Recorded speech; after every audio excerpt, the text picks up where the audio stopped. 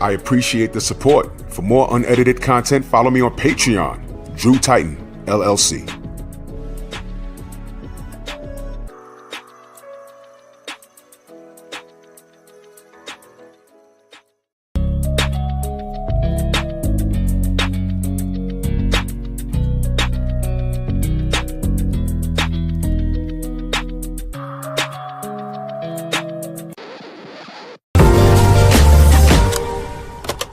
The Painful Excellence Podcast.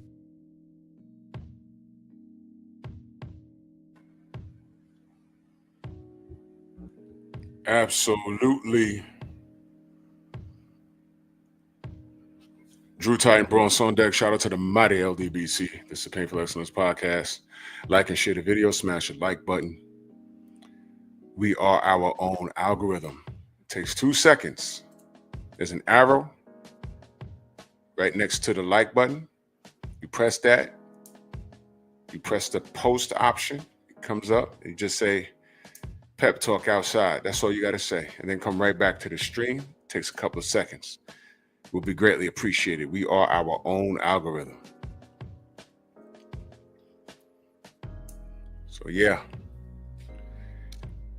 We're going to talk a little politics today. Pretty much what I saw. And what does this mean to you? And what's your interpretation? To me, there is no right or wrong. I just want your interpretation because, politics is a slippery slope. People can get very, aggravated and, sensitive as it pertains to what we're dealing with here. So what I want to do is I'm going to play. I'm going to play. I'm going to play the audio of this meeting that Zelensky, president of the Ukraine, the highlight of it.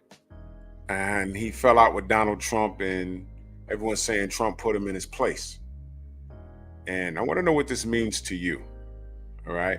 So let me do this roll call. Amanize. I'm definitely going to drop a link for you, Queen. I want to hear what you got to say. My brother Rod Neal, Nicholas Levy, Chilltown Majors, the Sensei, Stormy B-Man. If you miss Nerds on Culture, go catch the replay. Hulk Mode, what up? J-Man, salute. Yeah. So the things that I've heard, I'm like, ooh. Andre Jones, Tay-Tay, good evening. I'm like, man. Did he put him in his place? Was it just? I want to know what your thoughts are. Philip D, salute. I want to know what your thoughts are. What I'm going to do is I'm going to play what was said and how Zelensky took it. And after this is done, I want to leave y'all with a question to keep in mind as we play the tongue lashing that Trump gave Zelensky in the Oval Office. The question I have for you is Zelensky taking our kindness for weakness? Does he have a form of entitlement? Does he feel that we're supposed to help him in this war? Is this war any of our business? I want to hear what you have to say. So what I want to do is I'm going to play this. I'm not going to play this in its entirety because it's like almost an hour long. I'm just going to play the highlight that people are talking about. So let's get to it. And now I'm talking with my friends in Poland, and they are worried that you align yourself too much with Putin. What's your message for them? Well, if I didn't align myself with both of them, you'd never have a deal. You want me to say really terrible things about Putin and then say, hi, Vladimir, how are we doing on the deal? It doesn't work that way. I'm not aligned with Putin. I'm not aligned with anybody. I'm aligned with the United States of America and for the good of the world. I'm aligned with the world, and I want to get this thing over with. You see the hatred he's got for Putin. It's very tough for me to make a deal with that kind of hate. He's got tremendous hatred, and I understand that, but I can tell you the other side isn't exactly in love with, him either. So basically, if you don't know, the Ukraine and uh, Russia is at war, and the monkey in the middle is us. And seems like Donald Trump wants to stop that war. And if I miss you in the chat, know that I love you, man. Salute. Eric Jordan, Young Hollywood. Salute. Philip D. But the only way to do that without the loss of life is just to come to a mediation. What do we have to do to stop bombs from dropping over your head? What do we have to do? You know what I mean? So rather than arming you guys to fight off Russia, that's not going to end. It's going to put us in harm's way. So Jay Gibbs, salute. So what do you expect me to do? And it seems like Ukraine, this dude wants to scrap. But it seems like Trump is like, bro, without our help, you're not scrapping. And I don't want to scrap with Putin anyway. King W, what up? I don't want to scrap with him anyway. How about this? We're going to cut some deals so we can save some lives and we're going to survive. Save lives and survive. And the thing is, when you're the B side, little boxing talk, when you're the B side, you got to concede. Just Spark, salute. So, I'm keeping it simple here. I'm going to go ahead and play this. Fair use. So it's not a question of alignment. I'm aligned with the world. I want to get the thing set. I'm aligned with Europe. I want to see if we can get this thing done. You want me to be tough? I could be tougher than any human being you've ever seen. I'd be so tough. But you're never going to get a deal that way. So that's the way it goes. All right, one more question. I want to respond to this. So look, for 4 years in the United States of America, we had a president who stood up at press conferences and talked tough about Vladimir Putin, and then Putin invaded Ukraine and destroyed a significant chunk of the country. The path to peace and the path to prosperity is maybe engaging in diplomacy. We tried the pathway of Joe Biden, of thumping our chest and pretending that the president of the United States' words mattered more than the president of the United States' actions. That's Vance right there. Just Spark, salute. That's Vance right there. And that's a good question. Salute to Eric Jordan. He says Trump standing on business. Zelensky is beach made. Well, we're gonna talk about it. And I want y'all to keep my question in mind: does Zelensky have a form of self-entitlement? Like, yo, you supposed to help us fight Putin and Russia because they're the villains, man. And Trump pretty much told him, yo, bro, we ain't gotta do nothing, but you go ahead in a minute. And I'm like, ooh, that's pretty rough. He put you in your place, and what? What you gonna do about it?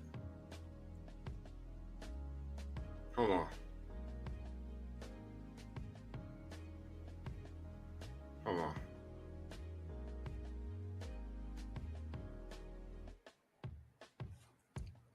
Had to text Blue real quick. Brown on boxing, salute.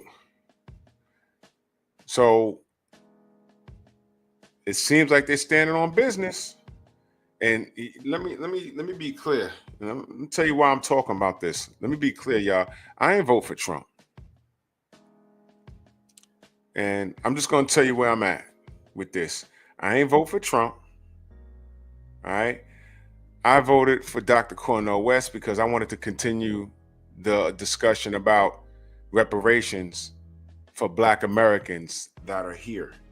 Now, the conversation I wanted to explore were how many generations are you going back? And I can go back on both sides of my family, my mother and my father, to the people who got off the boat. We landed in South Carolina on my dad's side, South Carolina. My mama's side was Mississippi. We was over there. We ended up over there.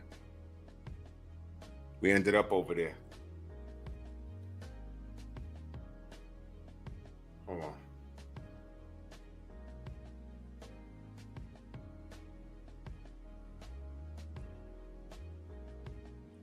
Hold on, I'm sorry.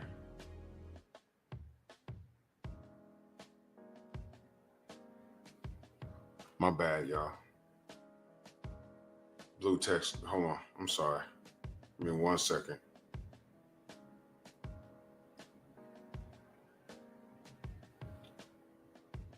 Hold on. I'm sorry. Media entry at 2. Eric Jordan, that super chat, much love and appreciation. He says Trump made Zelensky his beesh. Shout out to the ninja sword. Oh, you already know what time it is. Give power to my nigger sword! Yeah.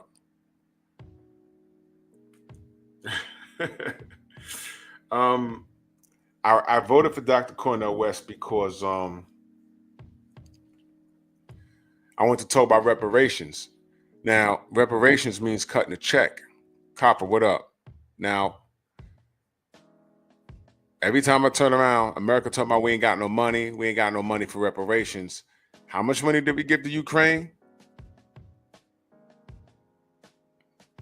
Why couldn't that be refinanced into Black Americans who were here for a few generations? I mean, let's not act like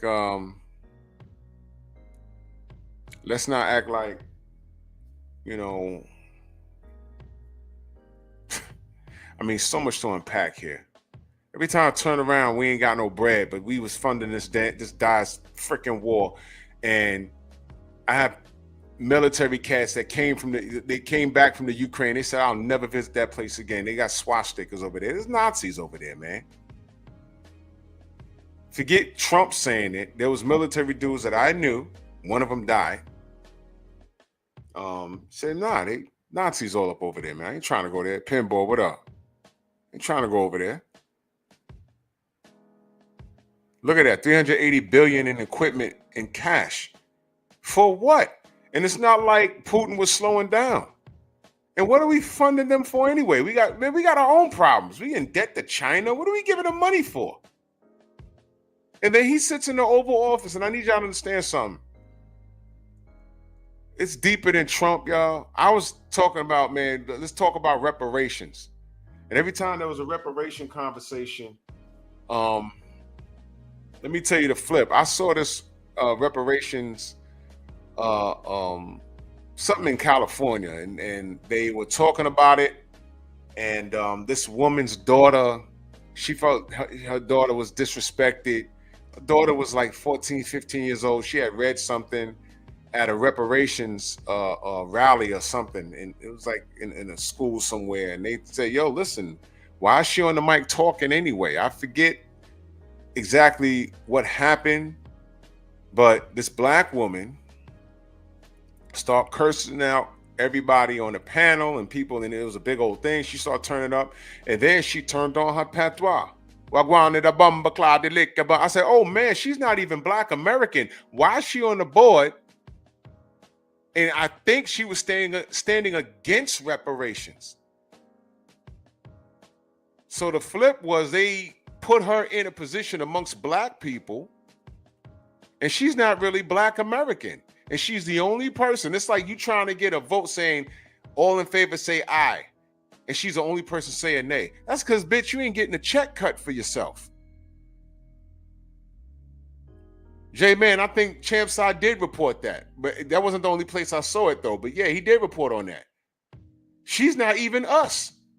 So of course you're gonna stand against it, man. Take that back to Jamaica, wherever it's from, where you're still under European reign. Get out of here. Whatever you got going on in your country, but they're gonna put the blackface in there talking about, I don't think y'all should have it. What do you mean? It gets deep. But I wanted to talk about reparations for us. Japanese people got reparations. Did y'all know that? Jewish people got reparations. Did you know that? Why haven't we got any reparations? But we giving this fool in their country with some Nazis running around in it?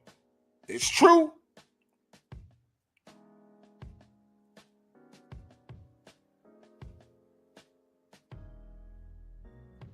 Yeah, pray. I know Trump is not giving us reparations. What I'm saying is I voted for the man that wanted to have the conversation.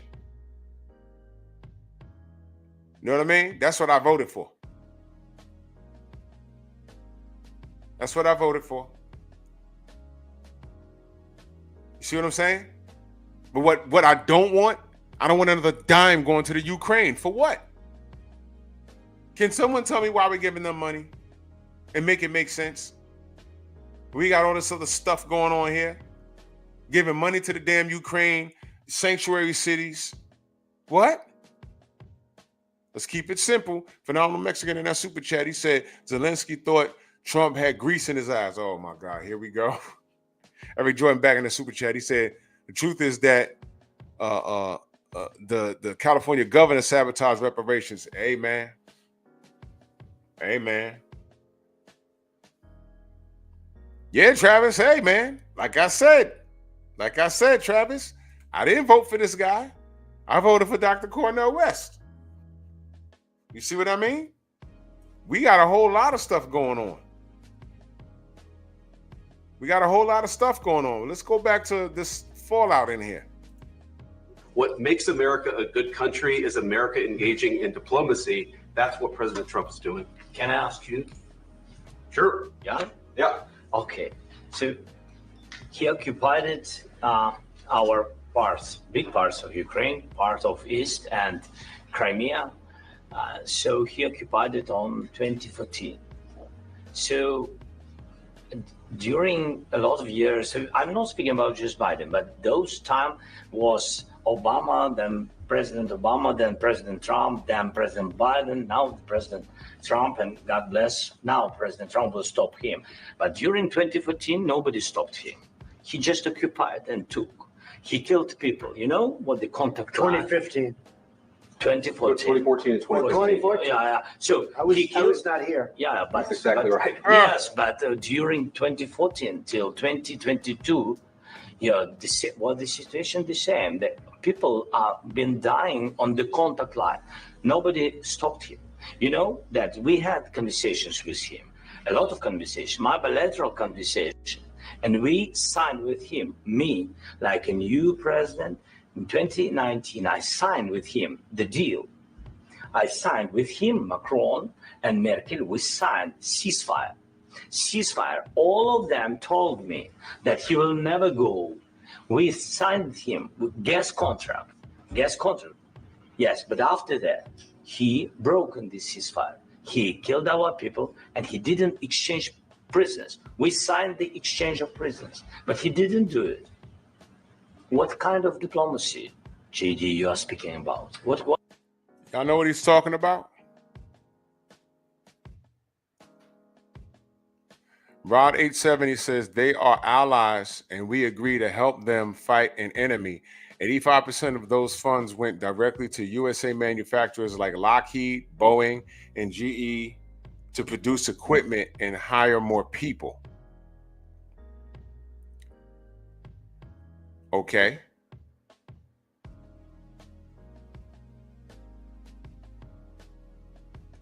All right.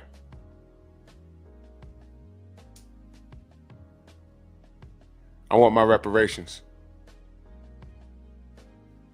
I want my bread. I'm keeping it simple, Rod. Rod 870. I want my bread. To be blunt, I don't give a damn about anything else. I really don't. I want my bread. And thank you for breaking it down for me. But let me put this up for. Let me read this super chat real quick. He said California Republicans trying to keep the reparations bill alive. We're trying. Let me put this up. We agree to help them fight an enemy. Is Russia our enemy, really? And let me tell you the play that Russia did. Did y'all peep? Did y'all peep what Russia did? Let me tell you what Russia did. Russia also pointed out, well, I already knew this years ago, but Russia already pointed out, he says, yo, there's Nazis in Ukraine. What y'all talking about? I said, ooh, that's ugly. But he did, I already knew that. He didn't have to tell me. You know, oh, there's Russians in the Ukraine? What? Okay, great. And then, you know what else this dude did? And this was a play on us because he knows we're asking for reparations. You know what he did? He let us know that Jesus was black. Did you peep that? Whoa. I was like, yo, did y'all see that? I was like, yo. Yo. What's that? The brother Rod 870 says they only receive 15% of those funds directly. If you voted for Cornel West, you threw your vote away. No, I didn't. I voted for Cornel West. It was an option, so I exercised my option. I ain't throw it away. I voted for Cornel West. So that's why we are headed towards a recession, and 200,000 black federal workers will be unemployed. Only 200,000 black federal workers? Then why every time I turn around, I'm seeing white women screaming on the line talking about, oh my God, I voted for Trump and now I'm getting laid off. How many white federal workers are getting laid off?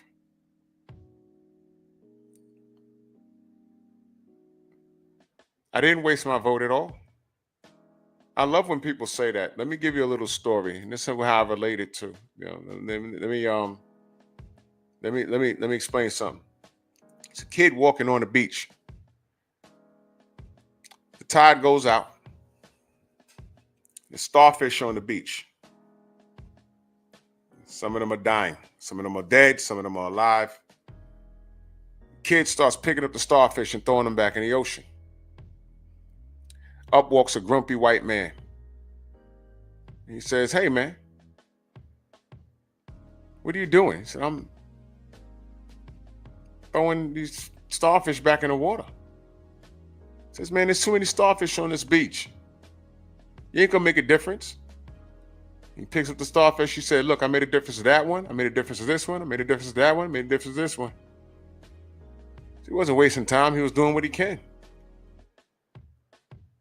I couldn't vote for Trump. Couldn't vote for Kamala. I felt disrespected. So I voted for Cornel West. What was I supposed to do? Stay home? No. Ross says, well, you can forget reparations for the next 4 years. Republicans already said blacks don't deserve ish. Democrats are the only states looking into reparations. Cali, Illinois, and Washington, red states. All right, well, it's great. The Dems don't have the House now, right? But Kamala Harris, did she not say she wasn't going to do something only for black people? She's going to do something for the American people? There goes my reparations. What are you saying? I was better off voting for her? Okay. That's your opinion. You're entitled to it. Not I. Not I.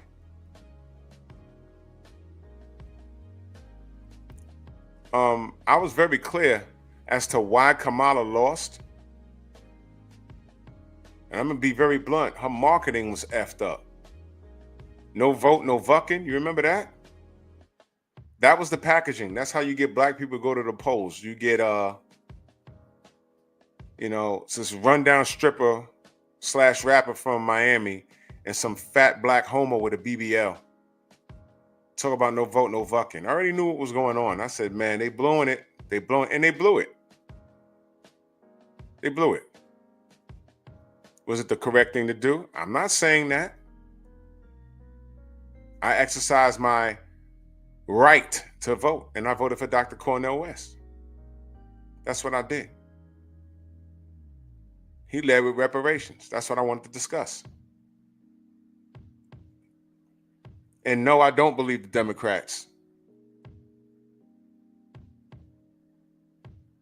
They'll tell us anything when it's come time to vote. Yeah, we're going to look at the reparations. Yeah, we're going to do this. We're going to do that. Okay.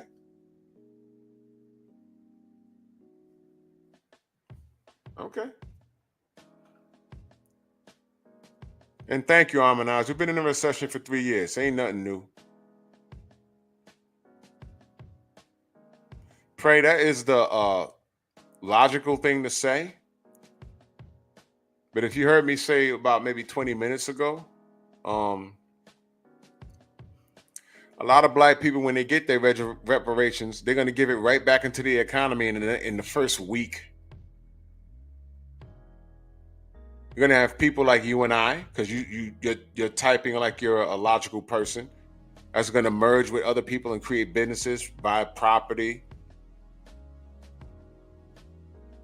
and attempt to generate generational wealth for our families. And then you're going to have a bunch of N-words, a bunch of ninjas running around buying up cars and trucks and rims and tricking off in the there's going to be a spike in strip clubs and what I call nigger nonsense. There's going to be a spike in that, and it'll crash in a year. They're going to give it right back to the to the country. That's what I'm saying. Reparations ain't going to hurt this country. It'll help them. Hell, we only are 13% of the country, right? We're 13% of the population. It's not going to hurt anybody. And watch how many white people are going to come up saying, hey, man, I'm really black. I'm 80% black. You know how I know they're going to do that? They did it with the Native Americans. Oh, we can open up casinos on our land and not get taxed. You know how many white people said, hey, man, I'm 100%. I'm Native American. No, you're not. You're blonde hair and blue eye. Ridiculous. I already know what's going to happen. But we can't remain where we're at. We have to make a choice. We have to make a change, man. You got to try something different.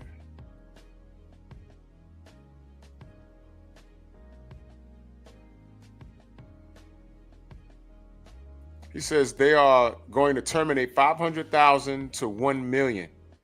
I only care about my people, 400,000 educated black federal workers that hold wealth. 50% will lose their careers. We have to vote smarter in our future. Now, did you hear what I just said, my brother? Reparations, I said most people that are smart, like you're smart, you sound smart, you're not being ignorant. This is just your opinion. That's why I'm dialoguing with you. Are you smart when you put your financial future in front of a boss? Or are you smarter if you own your own business? I just said, you know, I don't know what the check will be. Let me just throw a number out there. If I get a check for my reparations check, let's say it's, I don't know, I'm just throwing a number out, y'all. Let's say it's $200,000. Let's just say that. Me and my friends already had this conversation. We're talking about land, starting businesses, growing our own produce. But it's going to be something involving not being our own boss. This country, this the foundation of this country, it's based off of free enterprise. It's just that black people for 500 years been working for free. So now it's time for us to be owners. So I don't understand what you're saying, but when you talk about we have to vote for a smarter future, that's why I voted for Cornel West, my brother. Cut me a reparations check. Me and 4 of my friends, we know what we're doing. We wrote it out already. And it was a bit of a joke, but it wasn't, because we was like, yo, if we had the finances, this could work. We don't want to have a job. We want to be owners. And we wouldn't have to worry about 500 to 1 million black federal workers getting cut if we own something. So when you say we have to vote for a smarter future, that's what I'm talking about, brother. It's not voting to keep a job. Jobs aren't promised.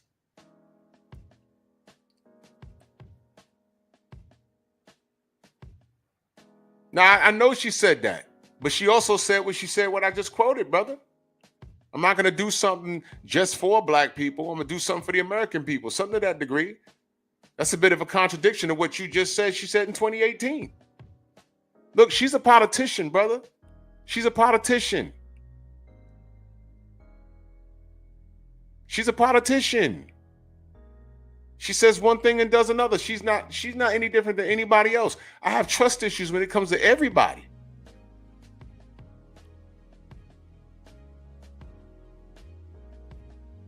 Yeah, Rod, I know all of that. Well, let me ask you, Rob. Well, you know what? Let me drop this link.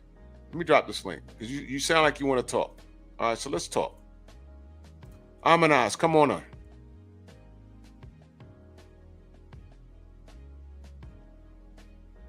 Let's have a conversation, brother. It's okay.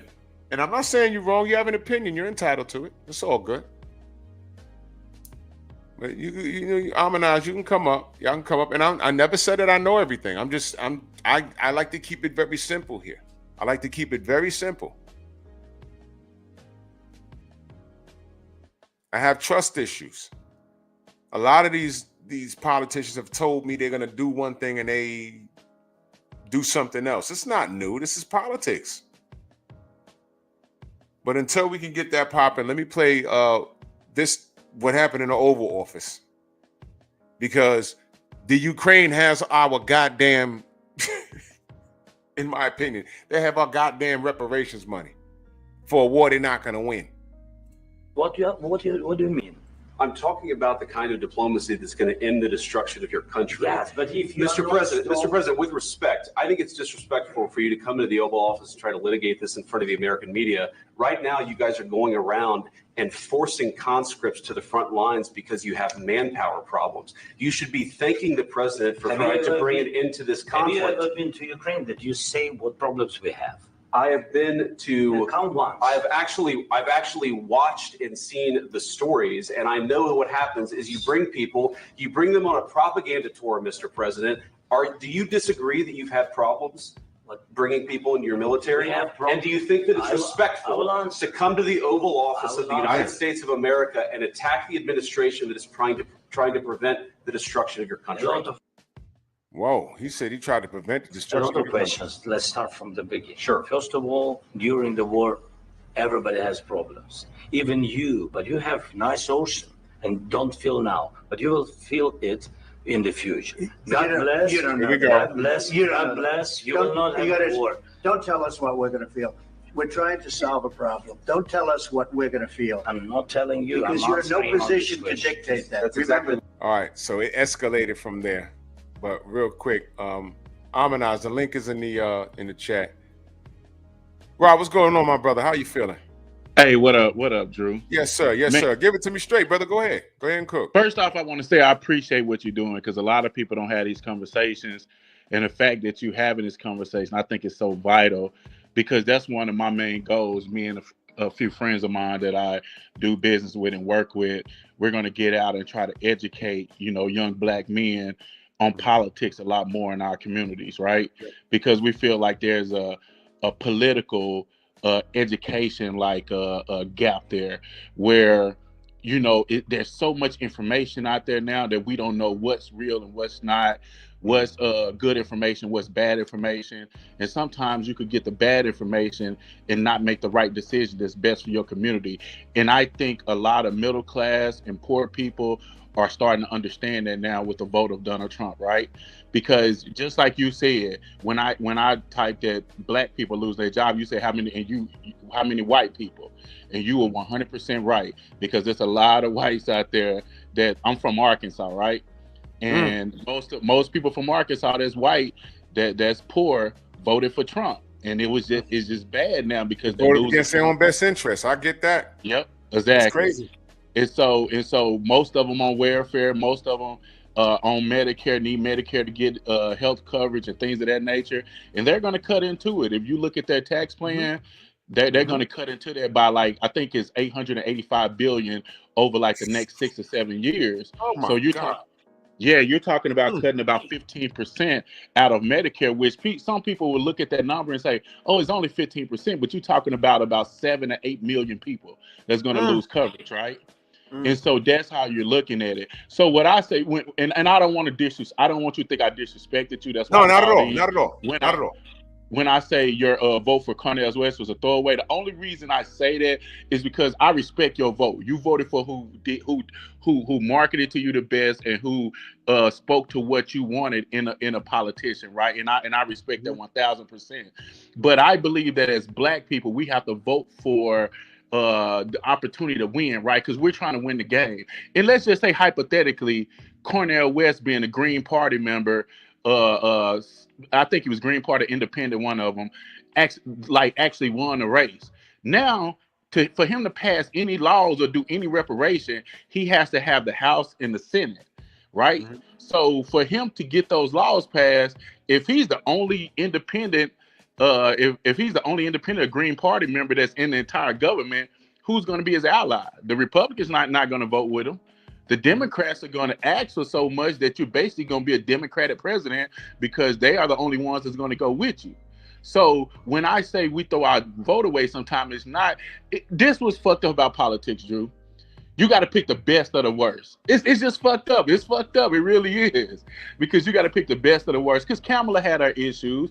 But what I tell people about Kamala, like when you were saying that interview, I tell people all the time, I said, look at the entire interview. Because if you look at the context of what she said, right, the woman was asking her about her policies. And she was breaking down her policies. And she said, my policies, it's just like this, Drew. If you got 100 men in the group, right? And 80% of them are 5'9" or shorter, and then 20% are 5'10" and higher. And you say, hey man, I'm gonna give everybody $100. I'm gonna give $100 out to everybody that's 5'9" or shorter. But anybody could get it, but you got to be 5'9" or shorter. So then they can't go to court and say, hey, you discriminate. You saying you're going to give it to everybody with a blue shirt on. You just said, hey, any human in this group that's shorter than 5'9", you could get this $100. So that's what she was doing. So when she said, I'm going to give first time homeowners, or if you haven't owned a home in 7 years, I'm going to give you a $25,000 down payment credit to purchase a home. You know who that would have impacted more than any other group in America? Black Americans, because we only own 40% of our homes versus 77% for white people and like 82% for Asians. And I think it's like almost like 60% for Hispanics. So when she put that policy, I know it's not directly for black people, because that'd be stupid for her to need other people to vote for her to just say, hey man, I'm just gonna do this for black people. If I'm a Hispanic man, why the fuck am I gonna vote for you? If you're just doing it for black people. If I'm an Irish man, why the hell would I vote for you? So if she do this policy, and then when you look at the results of the policy and you say, okay, this policy, we spent out $100 billion and 40 billion of it helped black families purchase homes, then guess what? That's not reparations directly, but it's almost like an indirect payment of reparations. And that's how I want to educate black people in my community to understand policies the way I understand it, the way I look at it. Go ahead. You said, well, let me read the super chat real quick. You Okay. said, Amina, salute Queen. Click the link, Queen. Click the link, Queen. I want to hear what you have to say. She said he told him back in September that the money was over. Let me see if I follow you correctly. You're saying the home ownership, the $25,000 credit towards home ownership, that's a form of reparations. Did I hear you correct? Or did I mishear you? No, I said that would be similar to a form of reparations for black people to create wealth. It's not reparations. Reparations, when I wanted to say this is reparations. But I said in her own way, she was doing a form of reparations, right? She was like, hey, I'm gonna do this because I know it impact black people more. It's just like with her and Biden, right? They gave like $30 billion to HBCUs, and then they gave like $16 to $17 billion to student loan forgiveness. Guess who impacted more by student loans? Black educated people, because we don't have a line of equities in our home. We don't have money to pay for college, so 80% of us have to take out loans or either get grants. How we? So you're saying, okay, $25,000 towards home down ownership, payment. down payment. And how many? What's the percentage of black people that are homeowners in America? 40%. 40% in America. So it's 44% in my state. In Arkansas, it's 44%. Okay, so increasing black home ownership, what position does that put us in?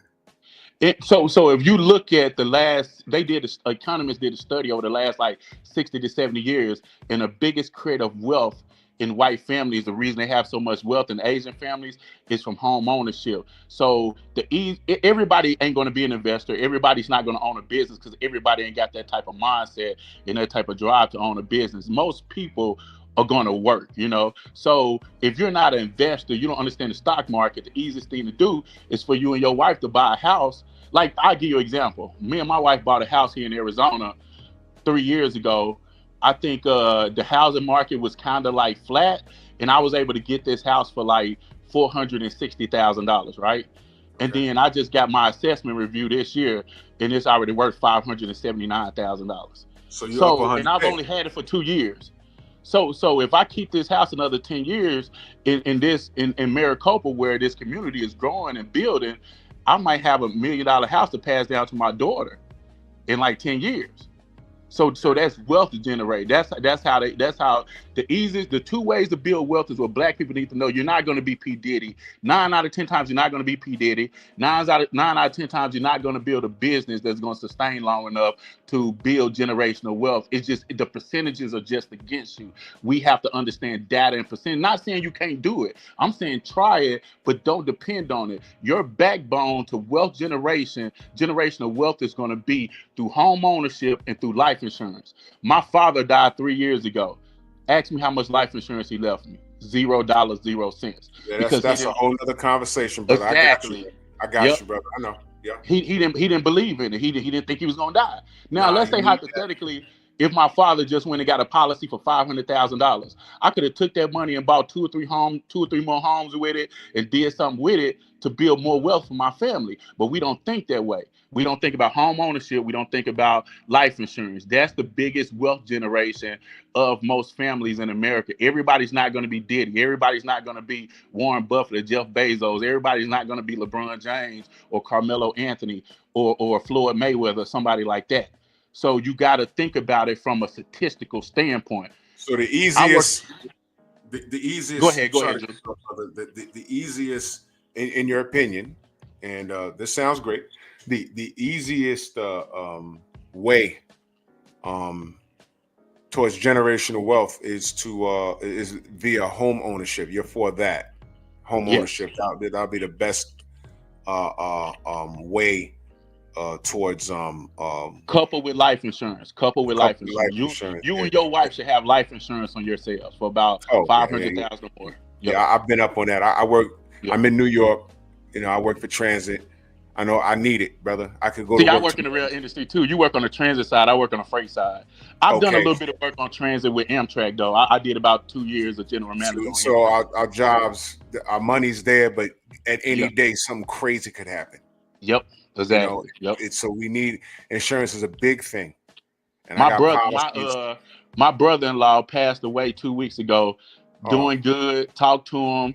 He was doing good, talking about, like, when I come down, he got a boat that he just bought, and he was saying, hey, when everybody come down, you know, like on the 4th, I'm gonna take out the boat and all that, and just walking around the house and had an aneurysm, and he was in the hospital for a month, and they couldn't stop the bleeding, and he passed away. So, but luckily he was smart enough to have, I think his wife was saying he had like a couple of life insurance policies, and he owned his house, so her and the kids are good, right? That's very important. Yes. Let's say if he didn't have anything. So we got to think about that. So when I look at Kamala policies, her policies focused on that. And I think a lot of people starting to realize it because, like, yeah, she wasn't the perfect. You're right, Drew. She wasn't a perfect candidate. She was like one of those manufactured politicians, right? They put her in the cookie cutter, and then they cut her up perfect, and you know, she would say all the right shit and say all the stuff, but she understood the thing about it. When politicians been there for 30, 40 years, they understand politics. I give you a quick example. Somebody just sent you a super chat about Ukraine. So here's what people don't understand about the Ukraine deal, right? So Ukraine funding is for our allies to protect us. Let's say, Drew, let's say you live in New York and you live on one block, on block, I don't know, block 20. And then over on block 30, your enemy over there, and that's your arch enemy. That motherfucker could do anything. But you got a homeboy that live on block right across the street from him. So you go to your homeboy, you say, hey man, I'm gonna put some of my soldiers over here to stay in your outhouse, and they gonna watch that motherfucker over there to make sure he don't do nothing. I'm gonna give you a couple of bucks every month. If he try to attack you because you helping me, I'm gonna make sure I send some more soldiers over there and make sure you equipped to keep an eye on him. That's what Ukraine is. Ukraine is the closest ally to Russia. So we set up a lot of our military intelligence over in Ukraine, so we could keep over in Ukraine, so we could keep an eye on Russia, so we can make sure they don't try to do anything. Because if they try to attack or do anything to take over, conquer any type of land, we right there on their ass within 24 hours. So they can't do anything. That's what's been keeping them at bay for so long, because they know we're right there in Ukraine. That's why they don't like Ukraine. That's why they know if they take Ukraine, they could pretty much start going to Poland and different parts of Europe and trying to take over. So that's the relationship with the U.S. and Ukraine and the other European nations. So basically, what U.S. does is they put in a budget. It's nothing. It's just like a business. If I'm running a business, I got an annual operating expense when I'm with the railroad, and I'm in the mechanical department, Drew. So you know where I work at. So in my mechanical department, I go to my team every year, my executive team, and I say, hey, I'm gonna need I think this year I need about $18 million to run my mechanical department in my region, because I'm gonna change out so many traction motors. I'm gonna do some contracting work when we have derailments. I'm gonna do some things like that. So I kind of estimate that budget. That's what Ukraine money is. It doesn't hit us on a deficit. It's a part of the operating expense, and it's only like 0.5% of the money. It's sitting there so we can protect ourselves from Russia. So here's what happened. And I'm gonna break this down real quick. So let's say, for instance, Drew, they need money. So they'll come to President Biden, they'll say, hey, we need 30 tanks, we need 1,000, ARs, and we need 50,000 bombs. I'm just gonna say some shit like that. So they estimate, okay, that's gonna cost about $30 billion. So like, all right, cool. No, let's use a realistic number, $500 million. So then Biden would go to Congress and say, hey, out of that budget we got set aside for the Ukraine, we're gonna need about 500 million out of there, because they need some new tanks, they need some jets and all that shit. Like, all right, cool. So Congress say, all right, we got the funds, they'll approve it, boom, they give Biden the money. So here's what Biden does with that money. He don't just get a check and send it to the Ukraine the way the Republicans and Trump them try to make it seem.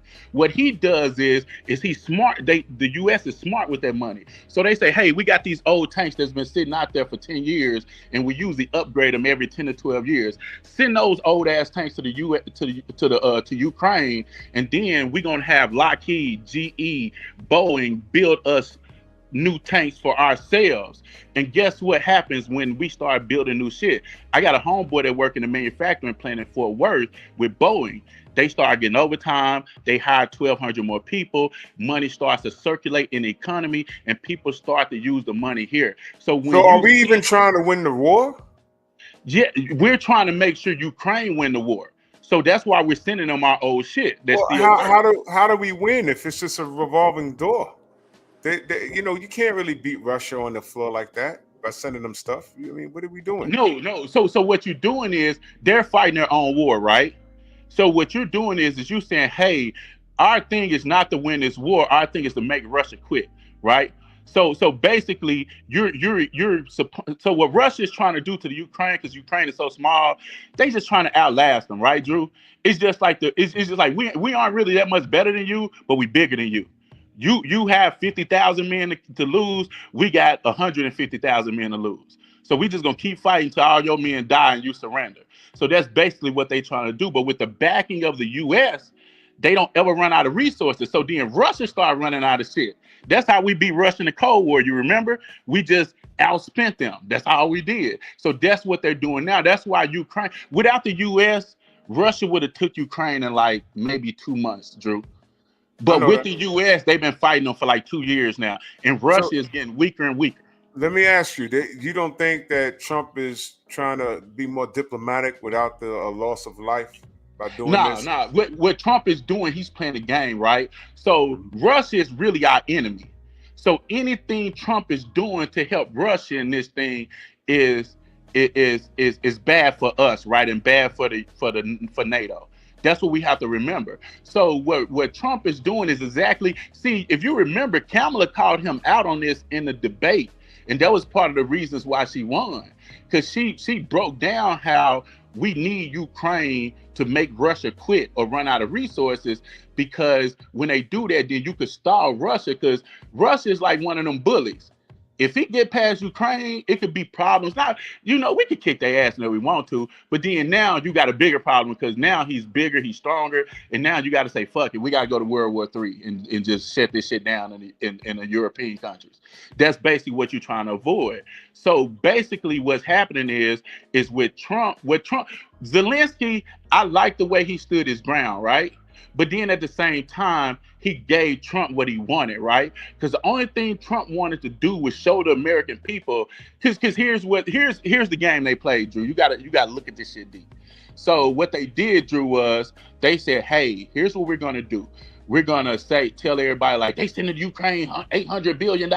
They sending Ukraine $800 billion, when they knew, the Republican politicians, Drew, knew that money was going to U.S. companies. That's why our GDP is high. That's why our unemployment was low. That's why the stock market was hitting record highs under Joe Biden the last 2 years. That's why the economy was strong. Until Trump got in and started doing these tariffs and firing motherfuckers, where now it's showing that it's weak. Only issue Biden had was he couldn't stop corporations from price gouging us. The prices went high because of inflation. Inflation was at 2.7%. They cut interest rates like 6 months before Biden got out. So the inflation was good. It was just corporate companies had gotten us used to paying them high prices, so they kept price gouging us for no reason. But everything else about the economy when Biden got out was strong. Everything, because of things like that. So when you look at this Ukraine war, Drew, and you look at what's going on, Trump them is playing a game where they're helping out Russia. Because if you look at several people on his team, they're pro-Russia.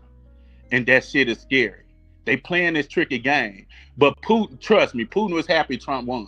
And what Trump is going to do now, he froze those funds. And so with him freezing those funds, if those UK countries don't come and help the Ukraine, Russia going to take them in about 4 to 5 months.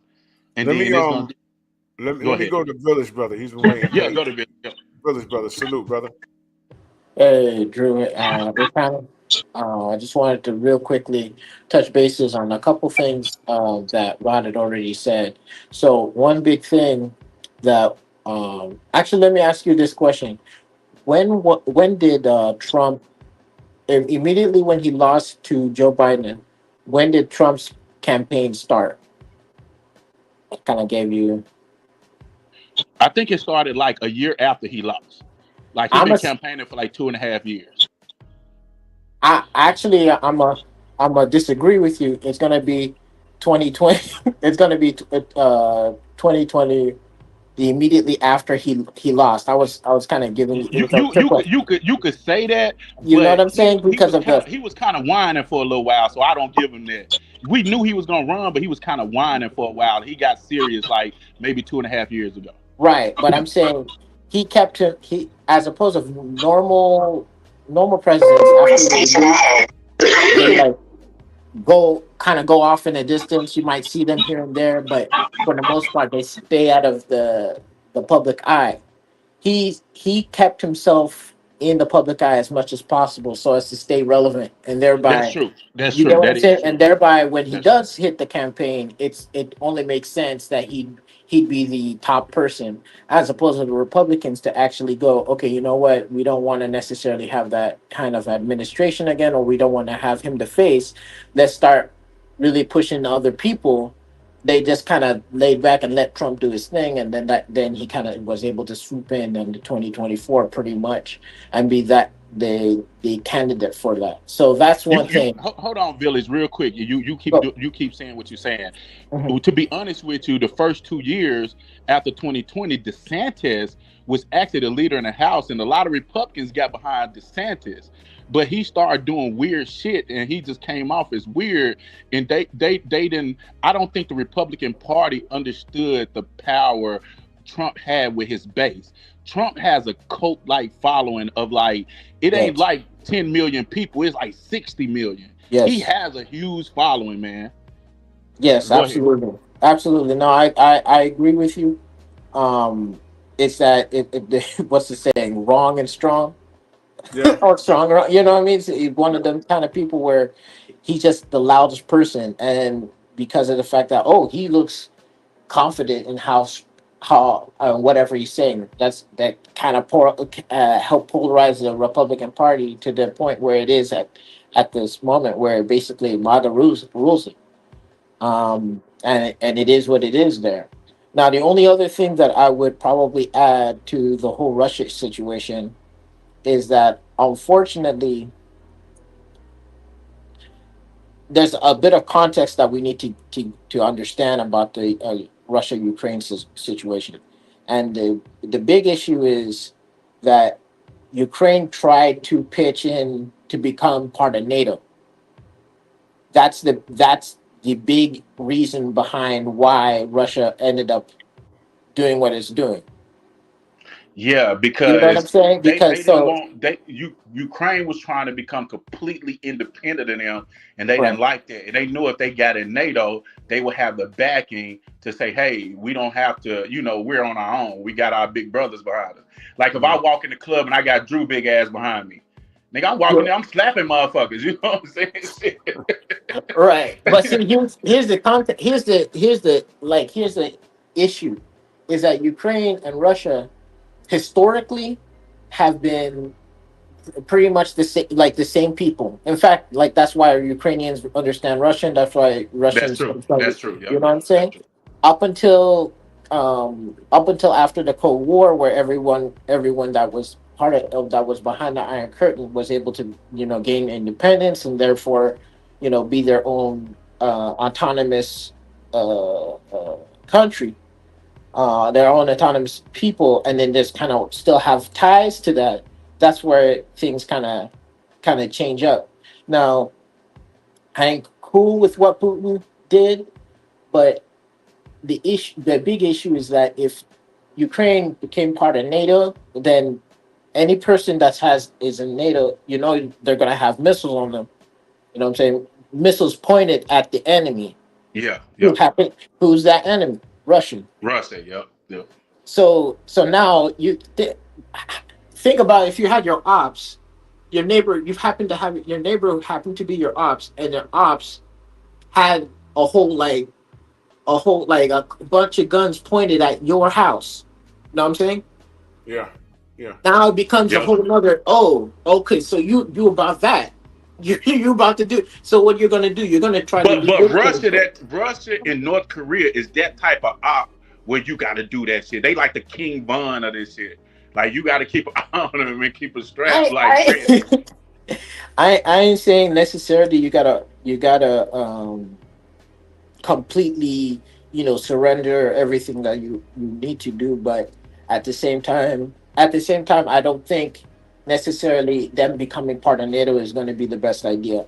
I hate to say that, because the big issue is that Russia Russia has nuclear weapons. They could take Ukraine out of the map. I'm sorry. I That's They mean, true. could. That's true. that's crazy because that's literally like rolling a grenade to your neighbor's house and like they're Yep. right there. That's like, I mean, the whole thing with nuclear war, I really understand. Unless there's an absolute maniac in the country. One bomb, if someone launches over here and we launch over there, they're gonna connect.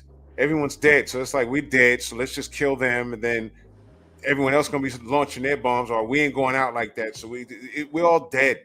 You understand? Right. So I don't think no one really, as crazy as this dude in Korea appears to be. The craziest. They don't want to blow the planet up. It's all a stupid threat. We have it for no reason. You understand? Mm. The threat of war has always been stupid to me. Putin's Yeah. Yeah. bullying these guys, and it's just hard for me to support the Ukraine knowing what they got going on. Let me go to my brother Eric Jordan. Salute, brother. What you got on this? Salute, Drew. Salute, bro. I mean, there's a few things that Rob was saying that is actually incorrect with Kamala, and the real reason why she lost because she could not explain a few things. But one of the things she couldn't explain was her open opportunity economy was, and also pretty much certain policies she tried to implement, like the down payment, that 25K down payment. There was something that was actually very specific about that $25,000 down payment. It was only for immigrants, because I ended up reading that bill big time. And it said, if it didn't say, look, bro, let me talk. Go ahead. If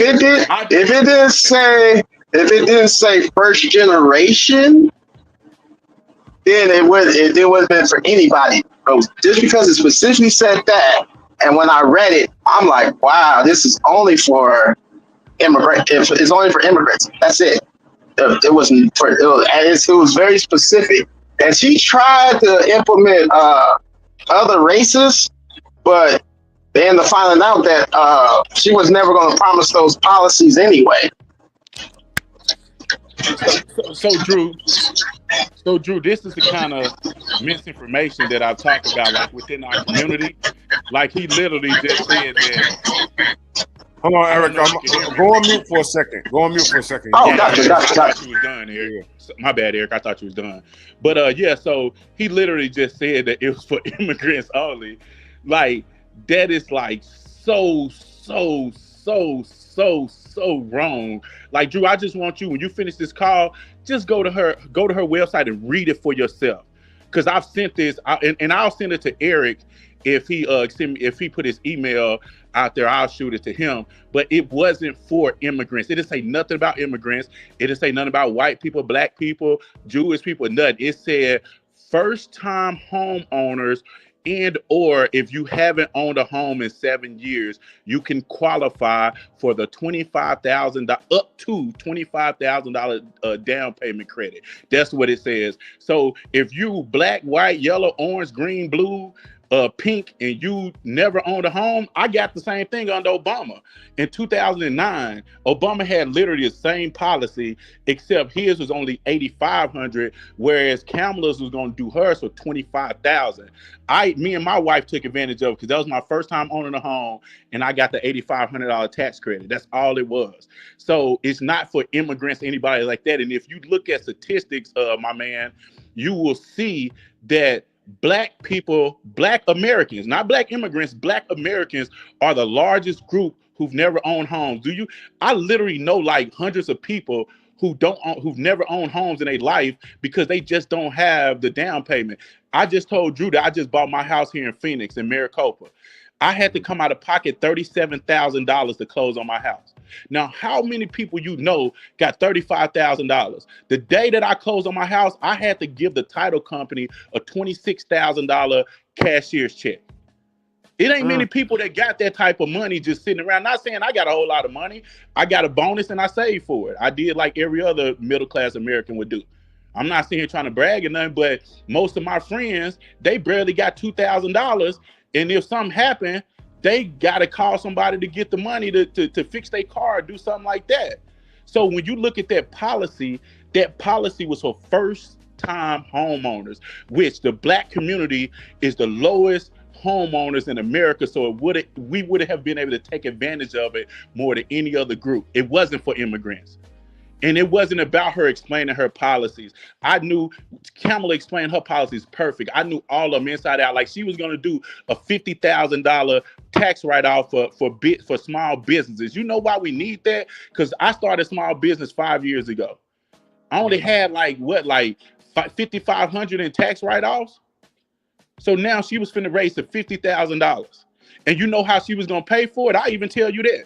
She was going to raise the taxes. So right now, the top 5% in corporations, which I work for one, Trump dropped their taxes from 25 to 28% to like 15 to 18%.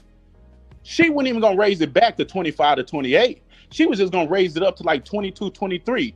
And Harvard economists, you could go look at that article, go research it. Harvard economists on Kamala economic plan pointed out how her just raising the taxes on the top 5 richest people and corporations in America would have produced enough tax revenue for the next 10 years to pay off her economic plan. Just by raising it from like 18%, 15 to 18 to like 20 to 22%.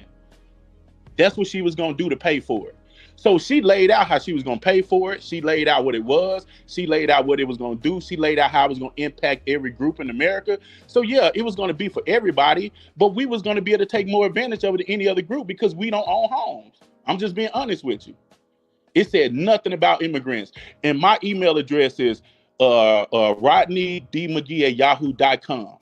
If you can put it in the private chat. You can put it in the private okay, chat. I'll put it in the chat. If you got something that say immigrants and you send it to me and it's a reputable source, I will get back on Drew channel the next time he had one he calls and I apologize to you and I'll buy you lunch. But I'm 1,000% sure it ain't for immigrants. All right, go ahead, Drew. That's all I had to say because he said I was false about it. He said I was wrong about it. Go ahead, Eric Jordan. Okay, so I read her policies when she first brought it out, and when I read it, if she rephrased it, I did not know about it. But the point is, even when I listened to her lectures and everything else, her speeches, she only spoke for like less than 15 minutes. But nearly every time she always will mention first generation. And you got to catch on to certain terminologies that Democrats do say. And I started really checking all their policies to actually pass. And most of the time, in general, that they was really only helping out LGBTQ and immigrants. That's really what it was on. Primarily, I had to research back from 2016 down to 2008 when Obama was in office. So I did really my research on that. Hey Eric, can I tell you a few policies real quick? Just real quick. So the HBCU $16 billion policy, 80% of Black Americans attend HBCU.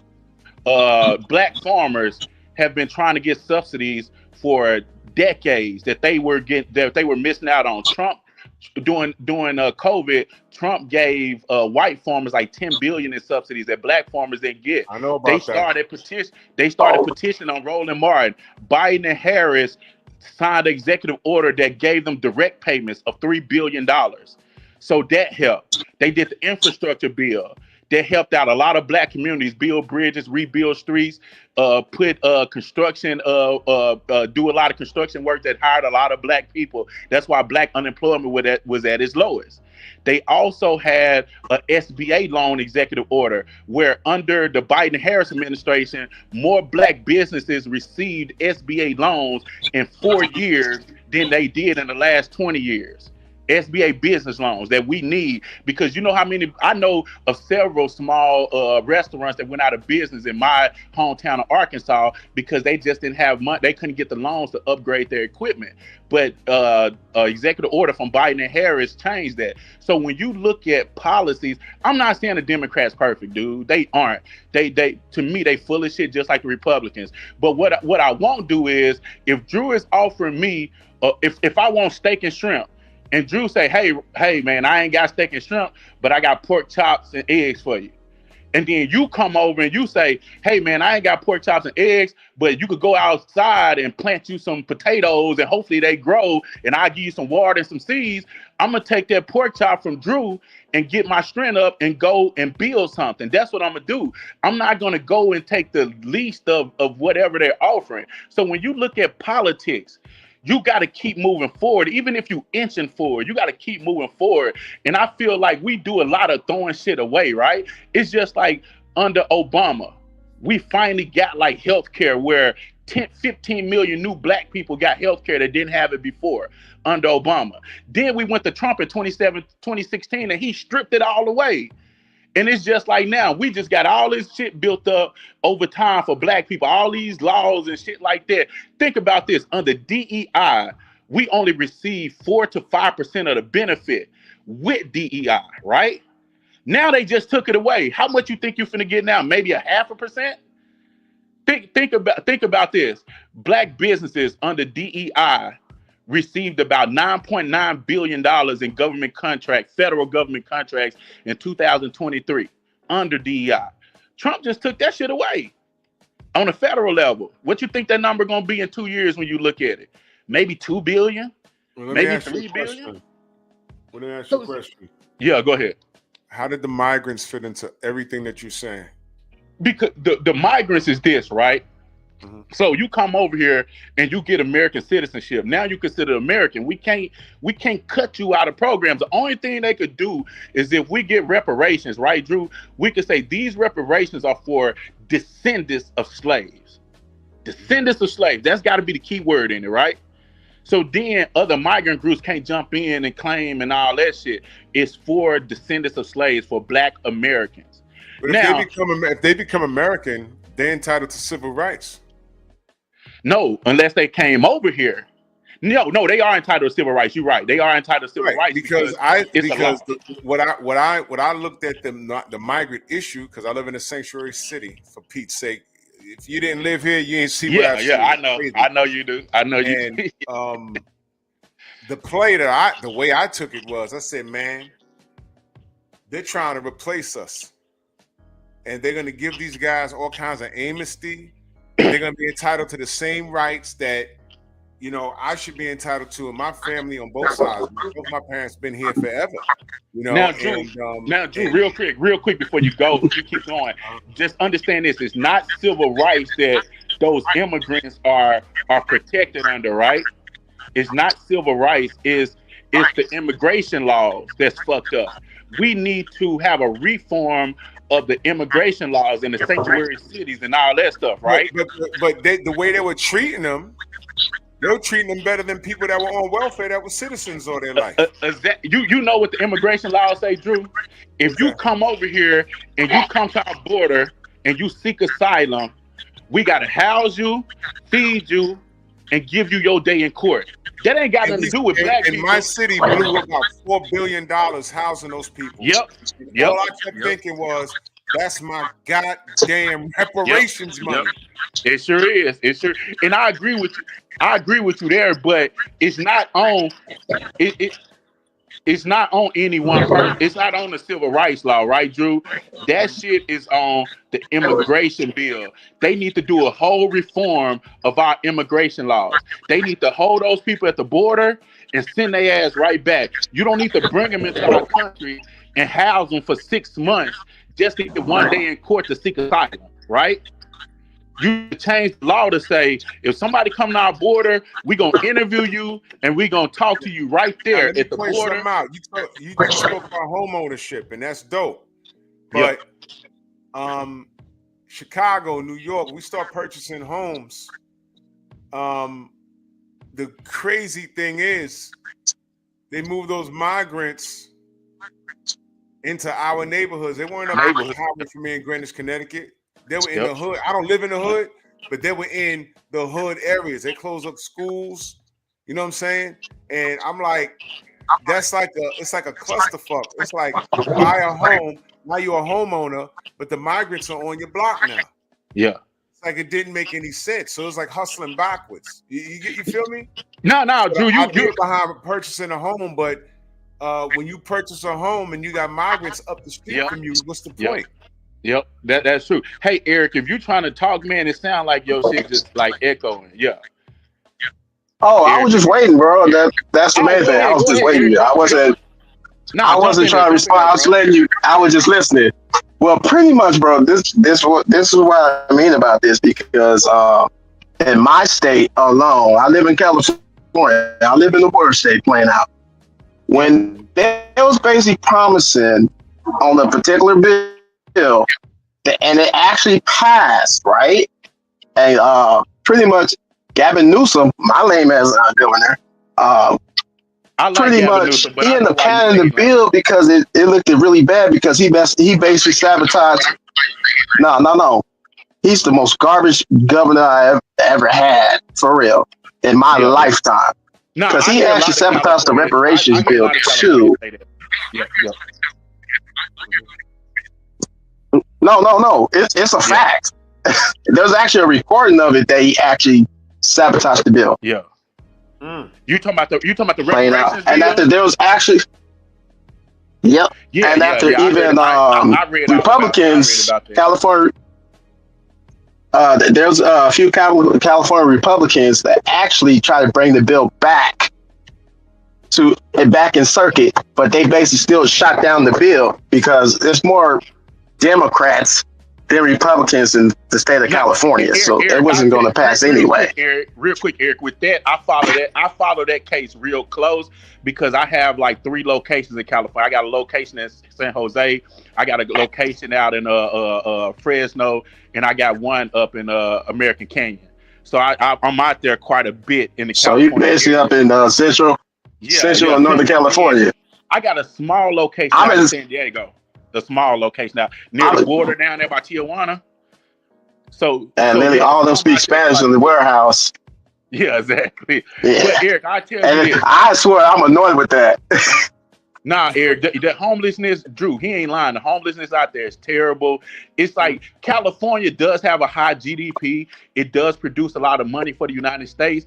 But as far as policy-wise, I'm with him. I like Gavin Newsom because I like the way he challenged Republicans, right? But I tell you this, Eric, those 2 Republicans are full of shit. I did some background checks on them because I was kind of surprised. I'm like, damn, I said, so I saw where the bill failed because the Democrats who was pushing it felt like they didn't have the right stuff in there and it would eventually landed on nothing. Like once they passed it, incorrect. So I'll say incorrect because pretty much if it passed through, it basically goes to Gavin Newsom, and it's basically his decision to pass it or fail it. No, yeah. But what I'm saying is they didn't want to pass it through. It's just like if I'm doing a report and they say, "Hey, you want to turn this report? I'm gonna grade it when you turn it in, and that's gonna be it." And a few Democrats was like, "Nah, we ain't gonna do that shit." So Gavin Newsom told them like, "Well, if you don't feel good about it, don't bring it to my desk. Because you bring it to my desk, I'm gonna sign it, and it ain't gonna lead to nothing, right? Because they didn't have no." Gavin Newsom did not want to pass that bill at all. I don't think he did either. I think he knew. I think he knew that it was just gonna be one of those deals to where they was gonna do that study. Because it was only a study. They was gonna do a study on reparations, and what they had in a bill wasn't detailed enough to lead to what they was trying to lead to. It was just gonna be like a big ass study to waste money. Incorrect. It was detailed enough, playing out for the money and everything else. Gavin Newsom still never wanted to pass it. No. I'm not saying that it has some stuff in there, but I'm saying me listening to the people that actually wrote the bill, saying like they was having discussions and it was certain things that this basically what they did. This how bills work. You drag your feet and you don't have it ready. It's just like you saw where the House Republicans they passed a template of a bill. That just means that the bill ain't ready yet. They got to finish doing some stuff. Well, on the state level, it don't really work like that. Can I ask you a question? Yeah. Okay, so why did they pass a bill for immigrants to have a down payment of $100,000? That passed in the House, and Gavin Newsom had to can it. I got it. You got to send me that. You got to send me that. That was the same time. That was like 3 months before the debate, before the election. I remember that playing out. A lot of people was outraged because of that. That's what I'm saying. I heard a lot of I was there, but I never saw the actual bill. I never saw the bill. Oh no, bro, I was there. But what's the bill? That's why I know this. I forgot what the bill's name was, but you can check it up on the California website. But I was pissed off. I was super pissed off on that bill. I'm like, how does this pass? And the reparation thing didn't pass. It was not even about money. It was basically about land, handing land back to people that actually got robbed. Here's the thing.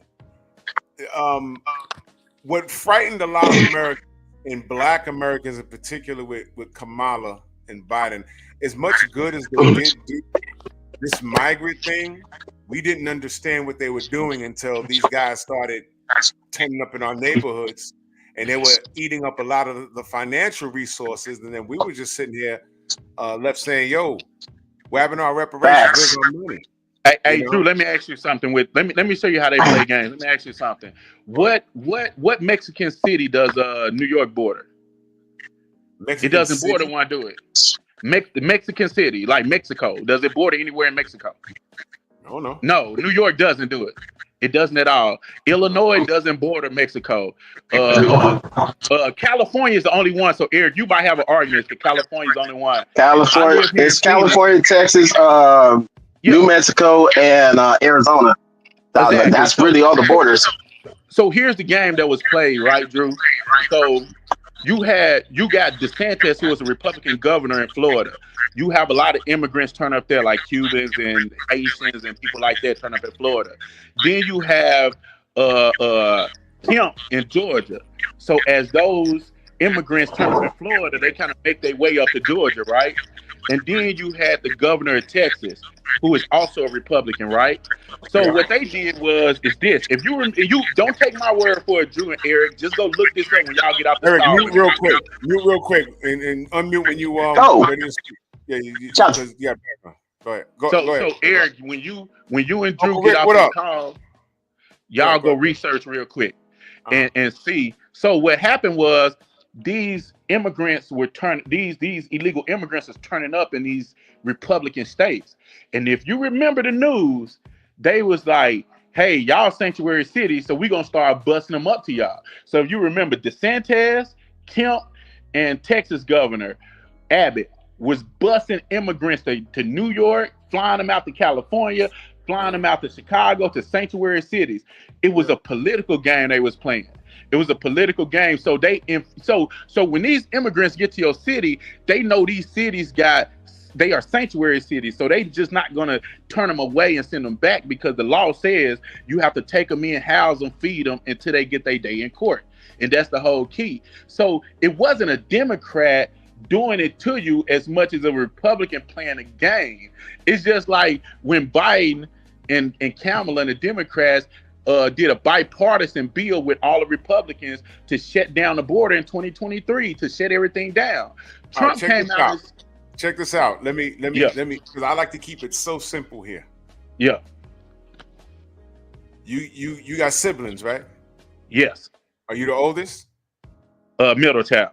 You're the middle child. So you have an older brother, older sister, whatever. Was there ever a point where the parents left you in the house and you say, watch your brother and your sister, right? Yep. When y'all messed up and parents came home, who got in trouble? The oldest. Thank you. No. I agree with you. Joe Biden, he held that L. I ain't saying he didn't. I'm just saying we as the people have to play I like listening to you talk about boxing, because you don't do like other channels do. Other channels just say like, oh, this guy won because this guy this and that. You would take your time and put all the context in the proper places and then break down what's going on so we could really see the true picture. I'm not one of those people. See, Drew, you and I work in the rail industry, right? And the one thing about the rail industry, you can't be incompetent in that industry. It's unforgiving. You have to be competent. Your leaders have to be competent. The people that's working there have to be competent in everything you do. So when I listen to you break down boxing, like when you broke down that tank fight the other night, you jumped on and I was happy to see you on. I was like, instead of listening to other people, I said, let me hear what Drew talking about. And the way you broke the shit down, I like how you take your time and dissect it. And that's basically what I'm telling people to do. I'm saying, yeah, Democrat president, Kamala, they hold that L. Trump played them like a fiddle. They let Trump play them. He outmaneuvered them right there. He told his people don't vote for the bill. Then he had his governors to ship people up to sanctuary cities. And guess what the Democrats did? They just sit there and said, well, Trump doing this, Trump doing that, instead of doing something about it. You know what I would have did, Drew? I would have gave Chicago, New York money to run them motherfuckers through the court system and get them back home within a month. They'd have been out of there within a month. Now, why didn't they do that though? Because they full of shit, Drew. The Democrats full of shit too. They just less full of shit than the Republicans, just like Eric said. That's how they blew the vote. That's like Eric said. They less full of shit. I never said that Trump was a better candidate than Kamala or vice versa. I'm just saying I understand how the Dems blew the house. I understand it. I get it. Yeah. And that migrant thing, that was the icing on the cake, because look, we're only black people. We're only 14. Well, we're like 14% of the population in I America. think we're more like 18%. I think they be so let's go with that. Let's go with that. Yeah. The same amount of people that voted blue is the same amount of people that voted blue this time. They already tried to put the sisters on us and say that. We voted for 87% like we did the last election. Yep. But Sure what black got people, them in the house was the Latinos. The Latinos got them in there. And now they're screaming and hollering because their cousins from Nicaragua, wherever they're from, they're getting shit back. You understand? So, listen, it wasn't us. But what I'm saying, all this disarray, and they was beating up my former co-workers in NYPD and everything else. Now they're shipping their ass out.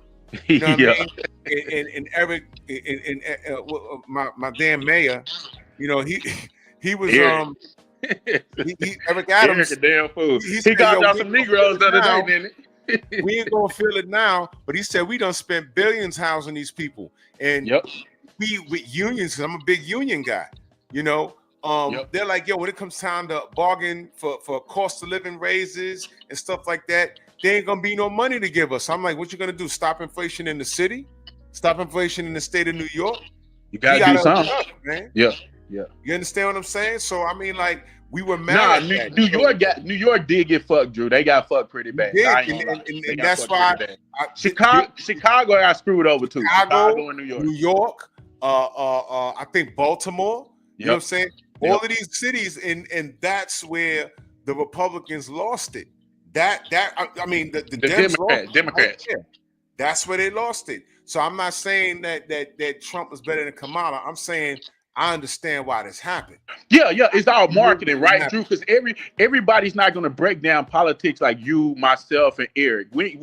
Nobody is going to really talk about it the way we talk about it. So we can't expect everybody. They're going to go off their one issue solution. And I'll say this to Eric, and I'll say this to everybody that's in the chat. Don't let anybody tell y'all that black people vote with emotions. We vote smarter. Since I've been doing my study on politics, like the last 6-7 years, really dove into it. Since I done kind of got into it with a couple of buddies who running political campaigns and stuff. Black people actually vote smarter than most other groups, other than wealthy white men. Wealthy white men to vote for a Republican if he half dead on a deathbed because he gonna get him the tax breaks. And we voting our best, even though we're criticizing the Dems, but we also know the Republicans ain't gonna do a damn thing for us at all. And so we like, hey man, we don't really fuck with the Dems, but we gonna either go with an independent like you did, Drew, or we gonna go with the Democrats because that's our best chance of winning. You got poor white people out there voting Republican and can't even afford to get new teeth when their teeth fall out. Jesus Christ! Are you even afford on welfare? Are you subscribed to my brother Trill Will? No, I don't know him. I need to look him up. What's his Can somebody put his link in the chat, because this is not my lane. I keep it simple here, but that brother's sharp. This is not my lane. Can somebody put Trill Will's link in the chat? You know I used to talk to Fred like this, but he just went crazy. He just lost his damn mind. And then I used to listen to and jump in on what's his name called, dude from Vegas, big dude. I don't know.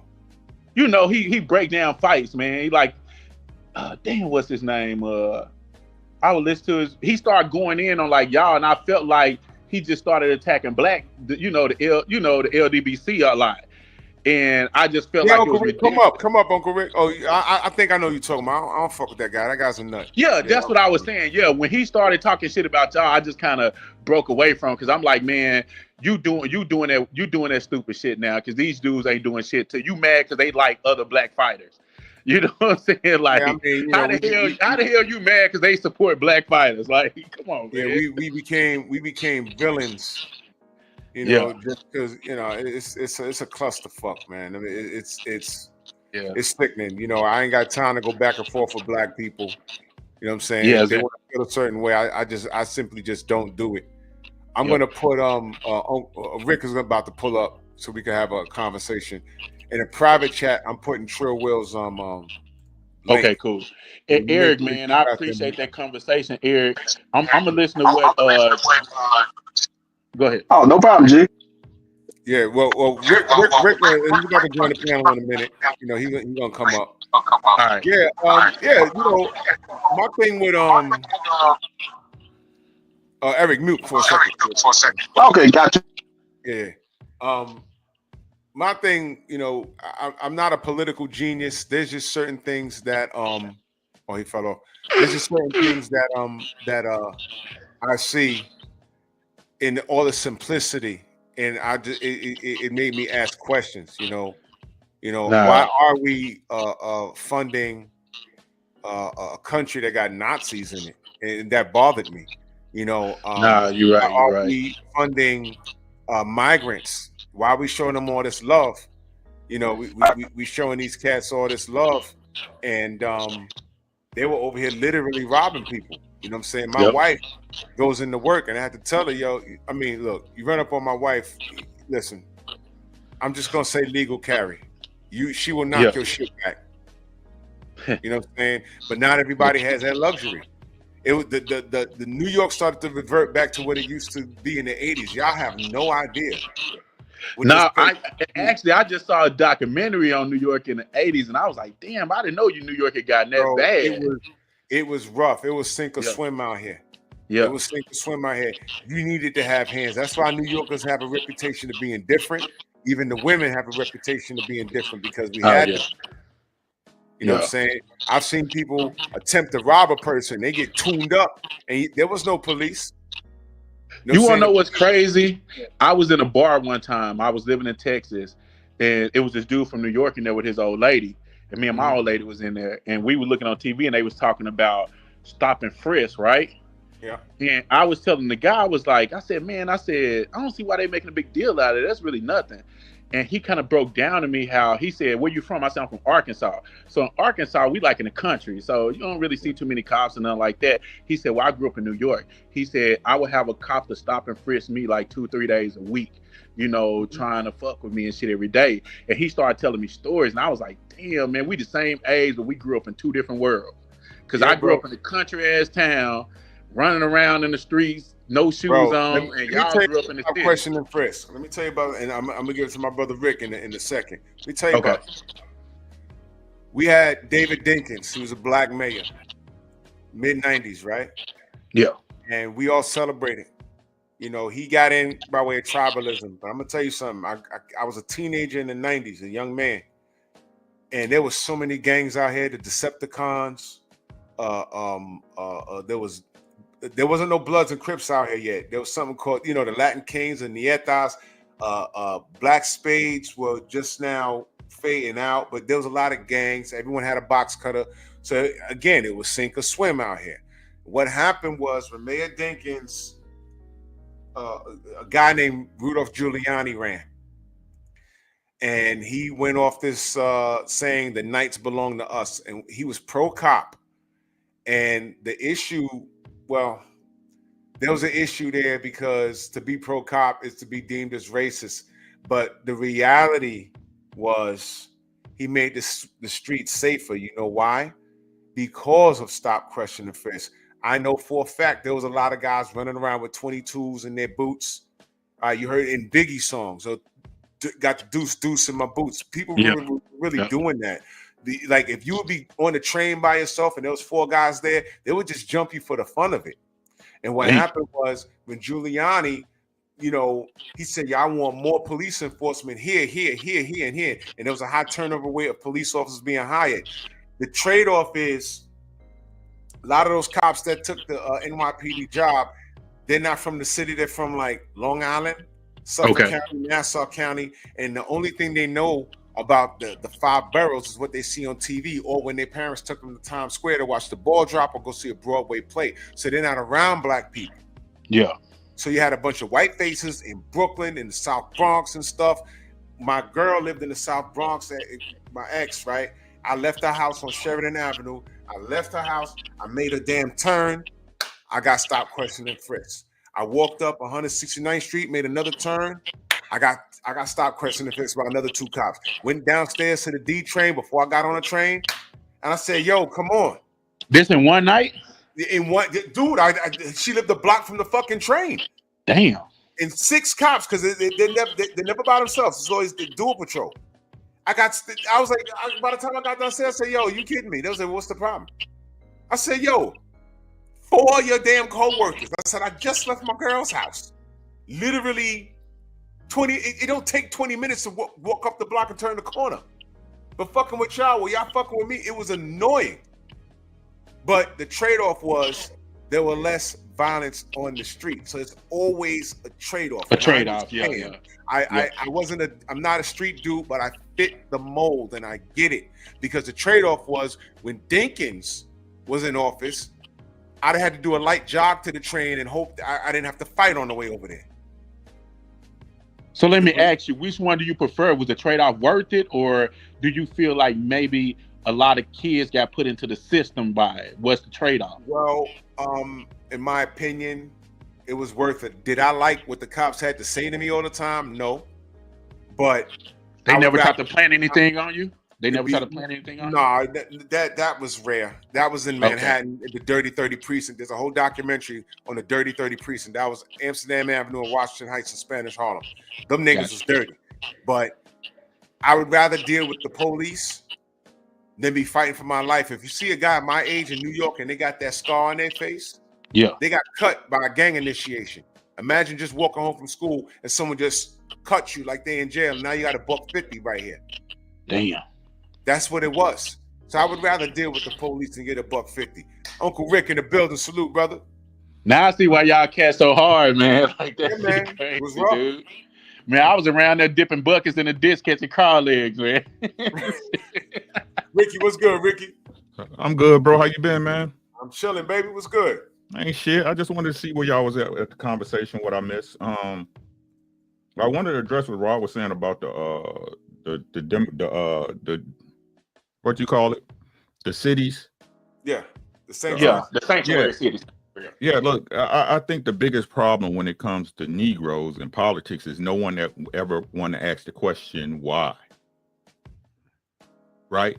Why? Right? Those things were available because what people don't understand, and look, I don't vote. I understand the game, right? You can't tell me to pick from one evil or the other. I just don't deal with evil, right?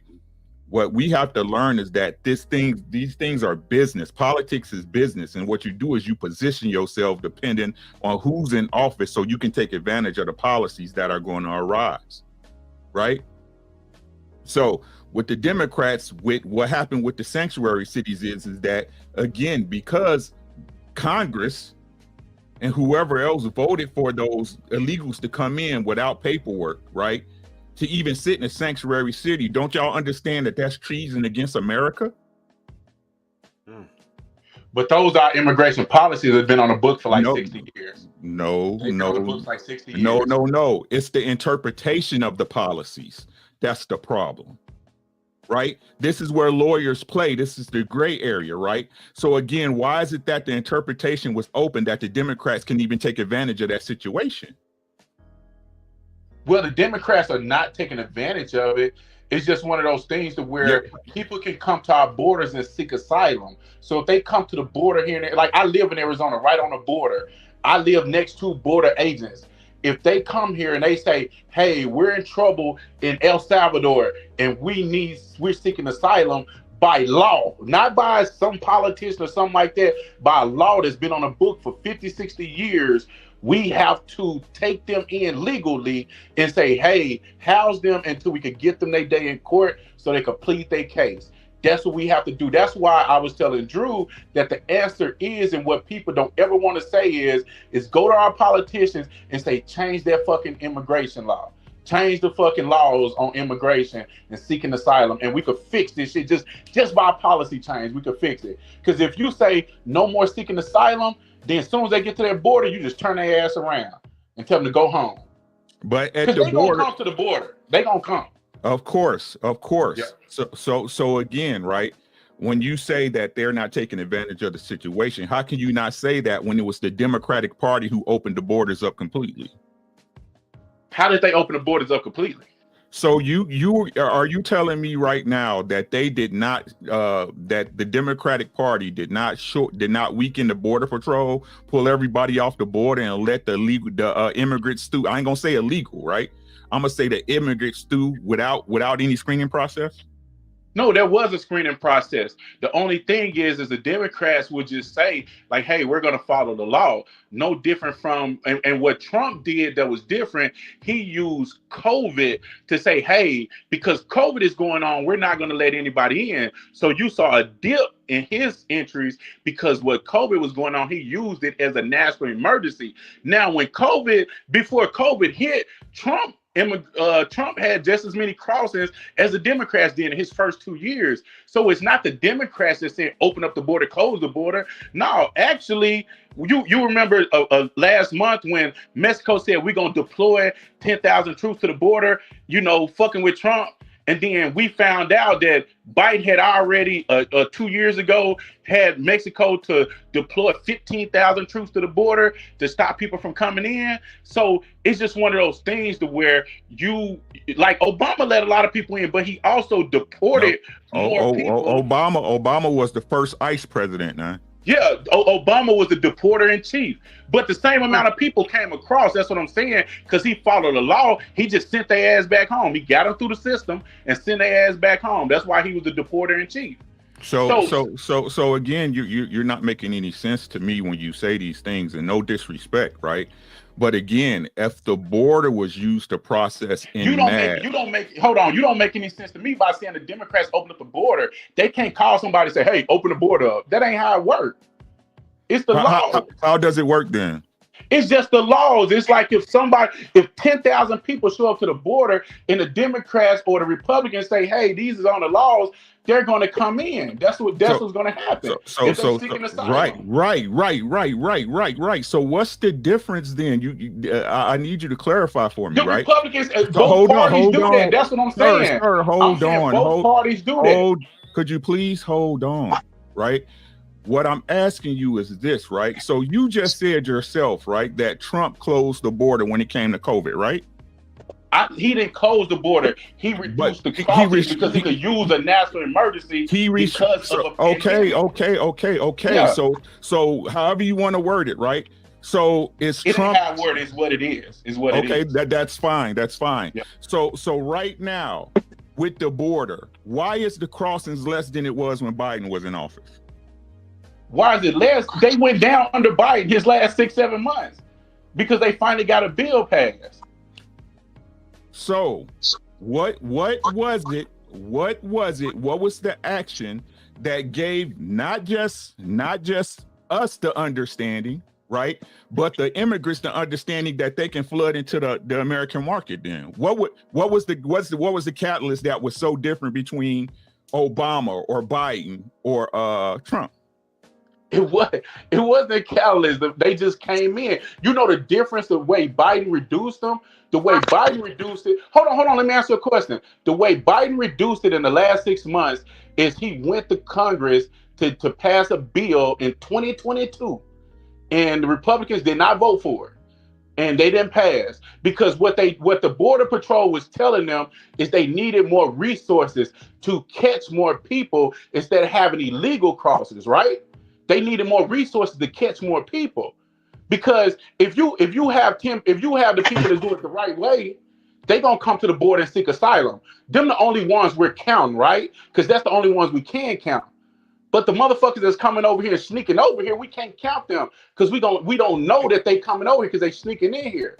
So what they did was they added more resources to the border, and they was able to capture more. So as they capture more, they're saying, hey, we captured 10,000 in the last month because now we got more resources, more troops, more this and on the border. And it took Biden to do an executive order to get that done. May I interject? Please. Yeah. Okay, Rod. Some of it's true what you said, but there's a few things that's incorrect.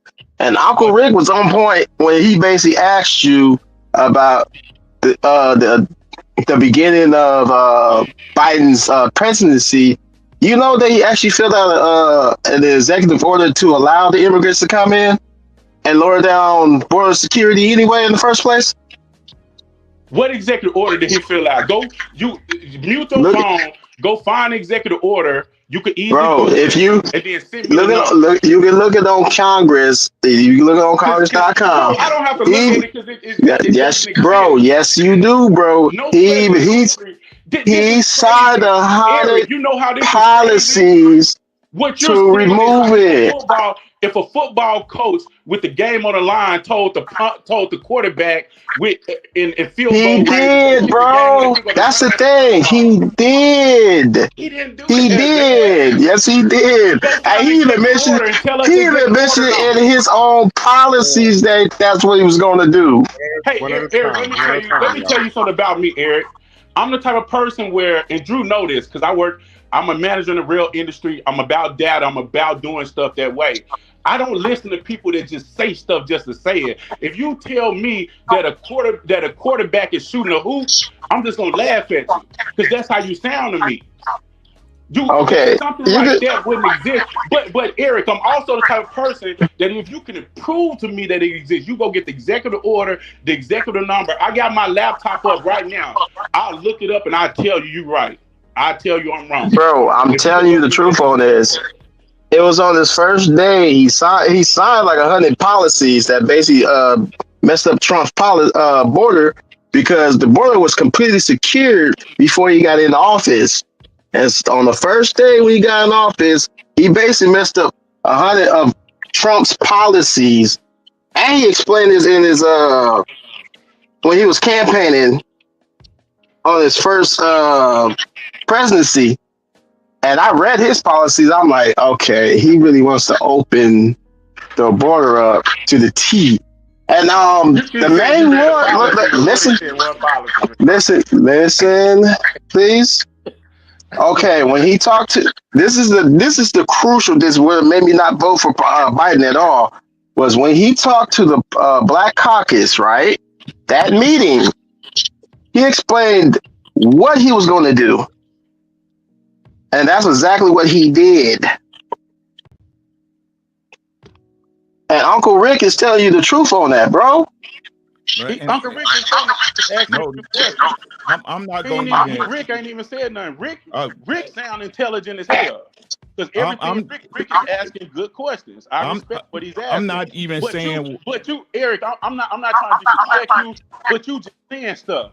You saying like No, I'm not, he bro. signed the executive order to say that all black people must go to jail tomorrow. That's the kind of stuff that you're saying. No, bro. I actually did the I'm research typing it in right now. myself. Don't Hold worry on. about it, Eric. I'm typing it in right now. Hold on, Rick. Go ahead, Rick. Go ahead, Rick. To open up the border. And listen, I'm not even agreeing with Eric because I don't know for sure if that was the case. What I'm saying is this: for us to not acknowledge, right? For us to not acknowledge that the sentiment, right, in Washington D.C. was that illegals get to come here and seek asylum and go to these cities is false, right? It doesn't have to be a bill or something like that. It's simply the change of attitude and agenda. Look at Trump and the way things are changing just in attitude and agenda, right? The attitude and agenda was for the Democrats was, hey, bring your sick and your hungry. We got a city for y'all and we got a place for y'all to stay and we got assistance for y'all. You want to go to Chicago? You want to go to New York? You want to go to Denver? You want to go to LA, San Francisco? Do that. Was that not the sentiment of the United States government at that time? Was that not what? Say that again. Was that not the sentiment of the cabinet that was in the United States government at that time? What'd you say to bring your sick and all that in? That's the American dream. Now I was reading this policy too while you was talking. I was listening to you, but I was reading the policy. Like I said, the thing is that it doesn't require paperwork to change the sentiment and agenda. Right? The sentiment and agenda of the executive branch, that's the president, the vice president, chief of staff, blah, blah, blah, all the way down to the media, your MSNBC, CNNs, and all these other people. The sentiment was to protect these so-called immigrants, right? No matter what y'all say, at the end of the day, they were in this country illegally. They had no paperwork. right? That was the sentiment of the cabinet. So Rick, here's where you on point. I'm not going to sit here and say you're not on point, but here's the difference, right?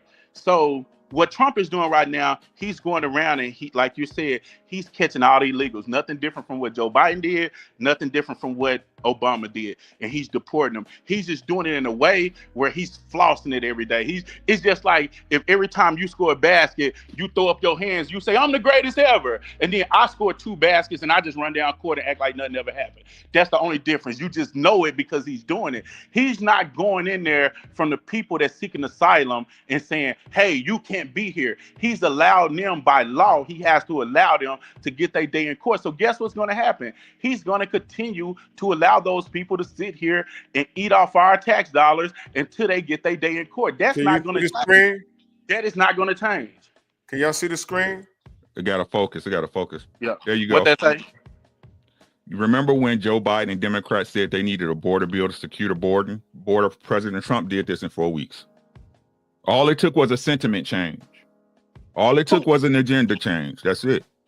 You do know border crossings was down like the last 6 months before Trump. Of course, because they needed it for numbers, right? They needed it to look good. They finally hold on, Rod. Let me finish, bro. You see, I'll let you finish. Don't do that. That is very rude. Go ahead. Right?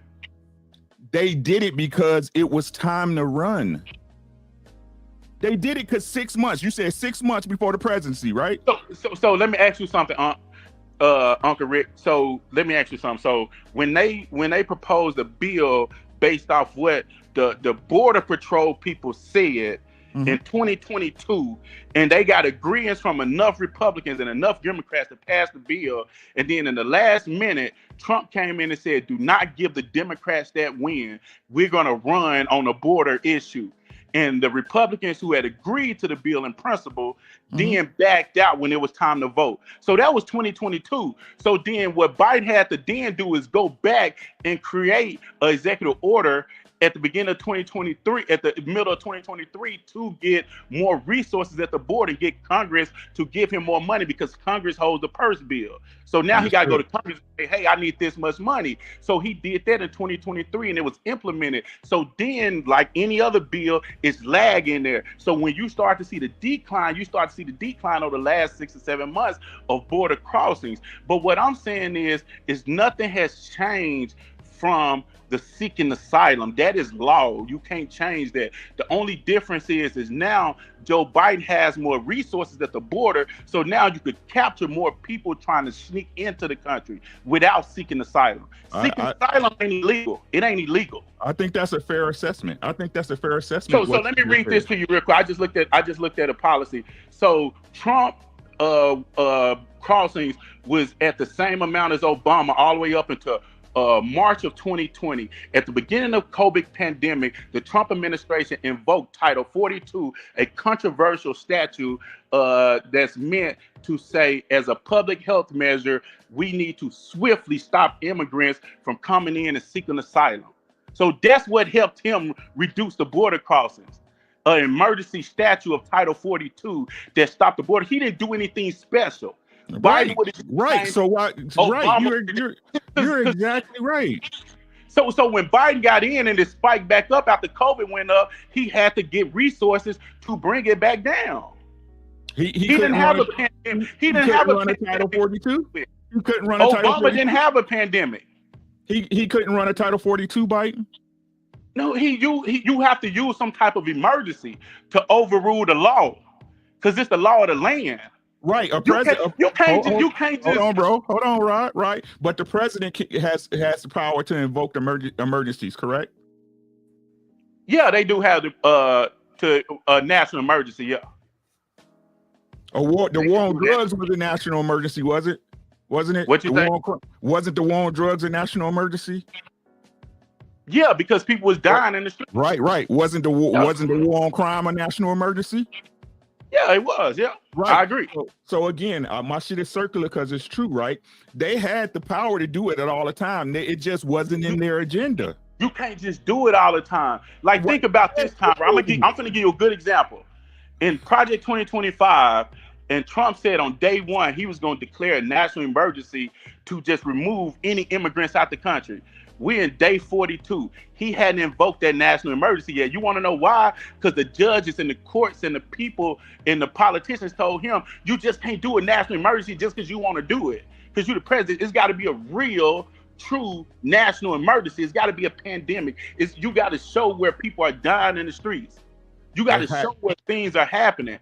With Biden, he can't just go and say like, oh, everything good, but to stop the border crossing, I want to do a national emergency. He can't do that. So what he did was he tried to get a bill passed, which takes time. They pulled back off the bill. So then he went into the next step. He said, okay, let me do an executive order so I can at least get some of the resources they need to the border to stop some of these crossings. And like I said, when that executive order kicked in the last 6 to 7 months, you saw a decline in the crossings. That's what it was. I got you. And that's awesome, right? So and I'm gonna leave this because I want to talk about the Ukraine-Russia shit. Right? Okay. So if that's the case, why was the messaging from the Democrats so strong about protecting illegal immigrants then? You got to think about it. When they say they protecting illegal immigrants, they talking about people who seeking asylum. That's a legal way to come in our country. So they're saying we have to follow the law. Every one of these immigrants was seeking asylum.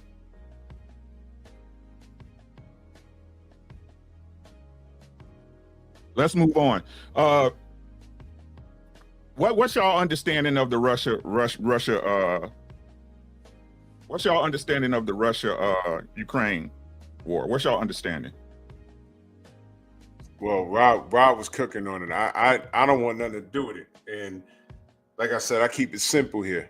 I was on I am on more the terms of less outgo, more circulating money inside.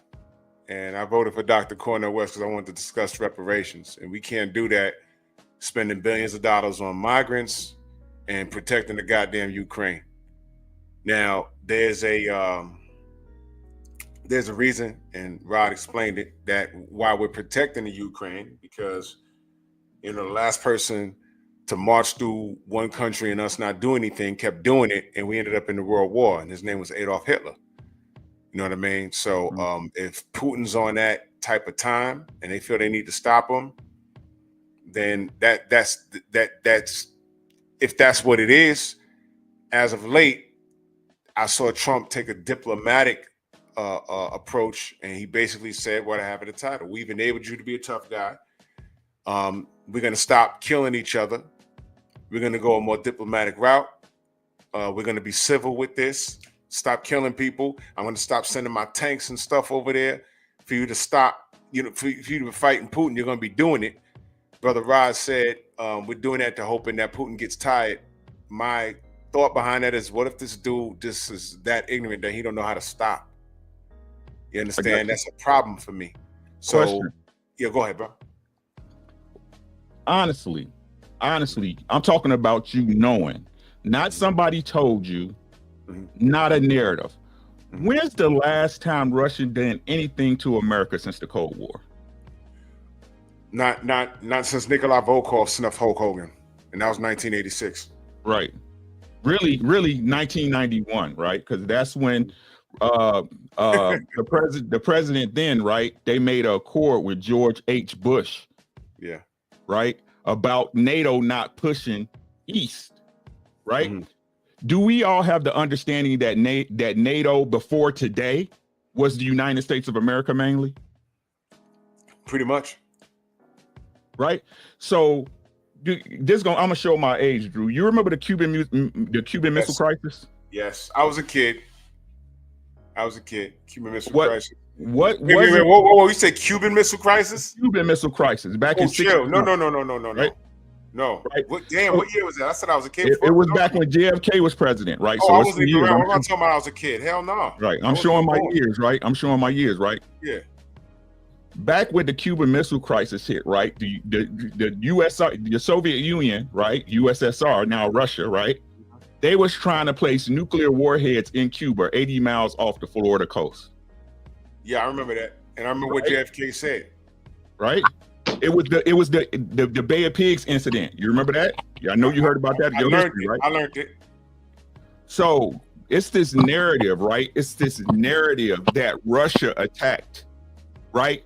When really the simple act of Zelensky, right? Now you guys all know Zelensky was put into place there as president, right? That there was a coup that went on that forced him into power. Do you guys know that or no? Yeah. It's a setup. Right? So when they keep saying, right, when they keep saying that Russia attacked first, no, Russia defended itself from the moves east that NATO, aka the United States, was doing in proxy through Zelensky. Right? So you with Russia? I got you, Rod. Right? Yeah. So I know you know this, Drew. You remember the Iran-Contra scandal? Absolutely. Was that not a proxy war that America was fighting through the CIA? It was all made up, bro. Right. Jesus Right. Christ. Right. So again, this is the one thing I'm gonna tell y'all, and I'm gonna leave this alone, right? It's only two countries on this planet that Trump would be pleasant to, and that's Russia and China. That's it. What y'all gotta understand is that Zelensky is a proxy for the United States of America, right? Russia has no reason, nor have they shown any reason, right? Any reason to say they're a threat at this point to the United States or that they're threatening them. This is an empty war that the United States, Joe Biden and Obama set into place, right? To try to say, oh, it's what's the name of it's Ukraine, but it's really them. That's why the messaging came out from the Democratic Party and shit when the shit first started is we stand with Ukraine, even though they put everything into place for that shit to happen. So you team Russia. I'm team peace, nigga. So you team peace. So let me ask you something. So if Russia is about peace and they trying to do a peace agreement, why is Putin intent on taking Ukraine back and he's trying to get Ukraine to surrender via Trump? Why is that the case? Now, I'm not saying nothing you said is wrong because you sound like you know a lot about the deep history of it, right?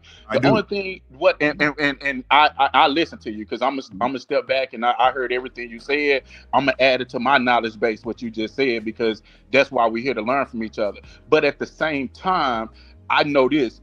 Drew, I never said to you that Russia was a threat to the United States. I don't think they're a threat to the United States. I think they're more of a threat to Europe than the United States.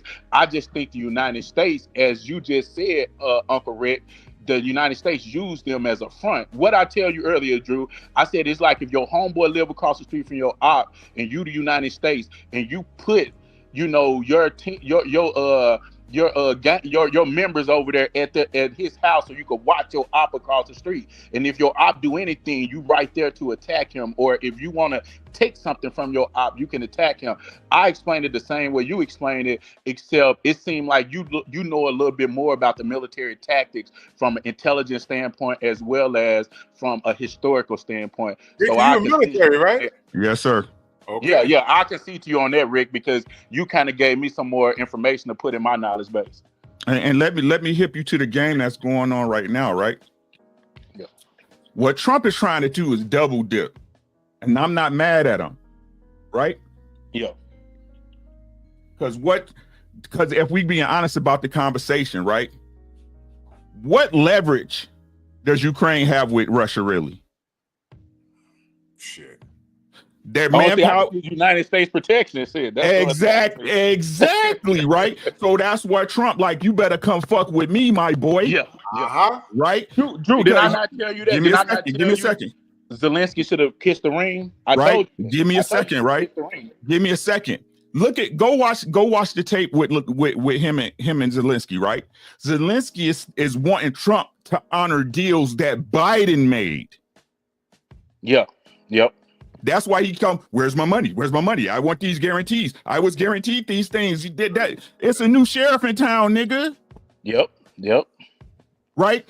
And it would have been smart. It's smart for the United States because what will happen is, even though Zelensky dirty, he been backbiting. He already been he was back talking in channels to the EU already, right? That's why as soon as he was able to get his monkey ass off the plane, he was able to go get paper. You understand what I'm saying? Oh yeah, yep. Right? I saw it. He met with the Democrats before he met with Trump.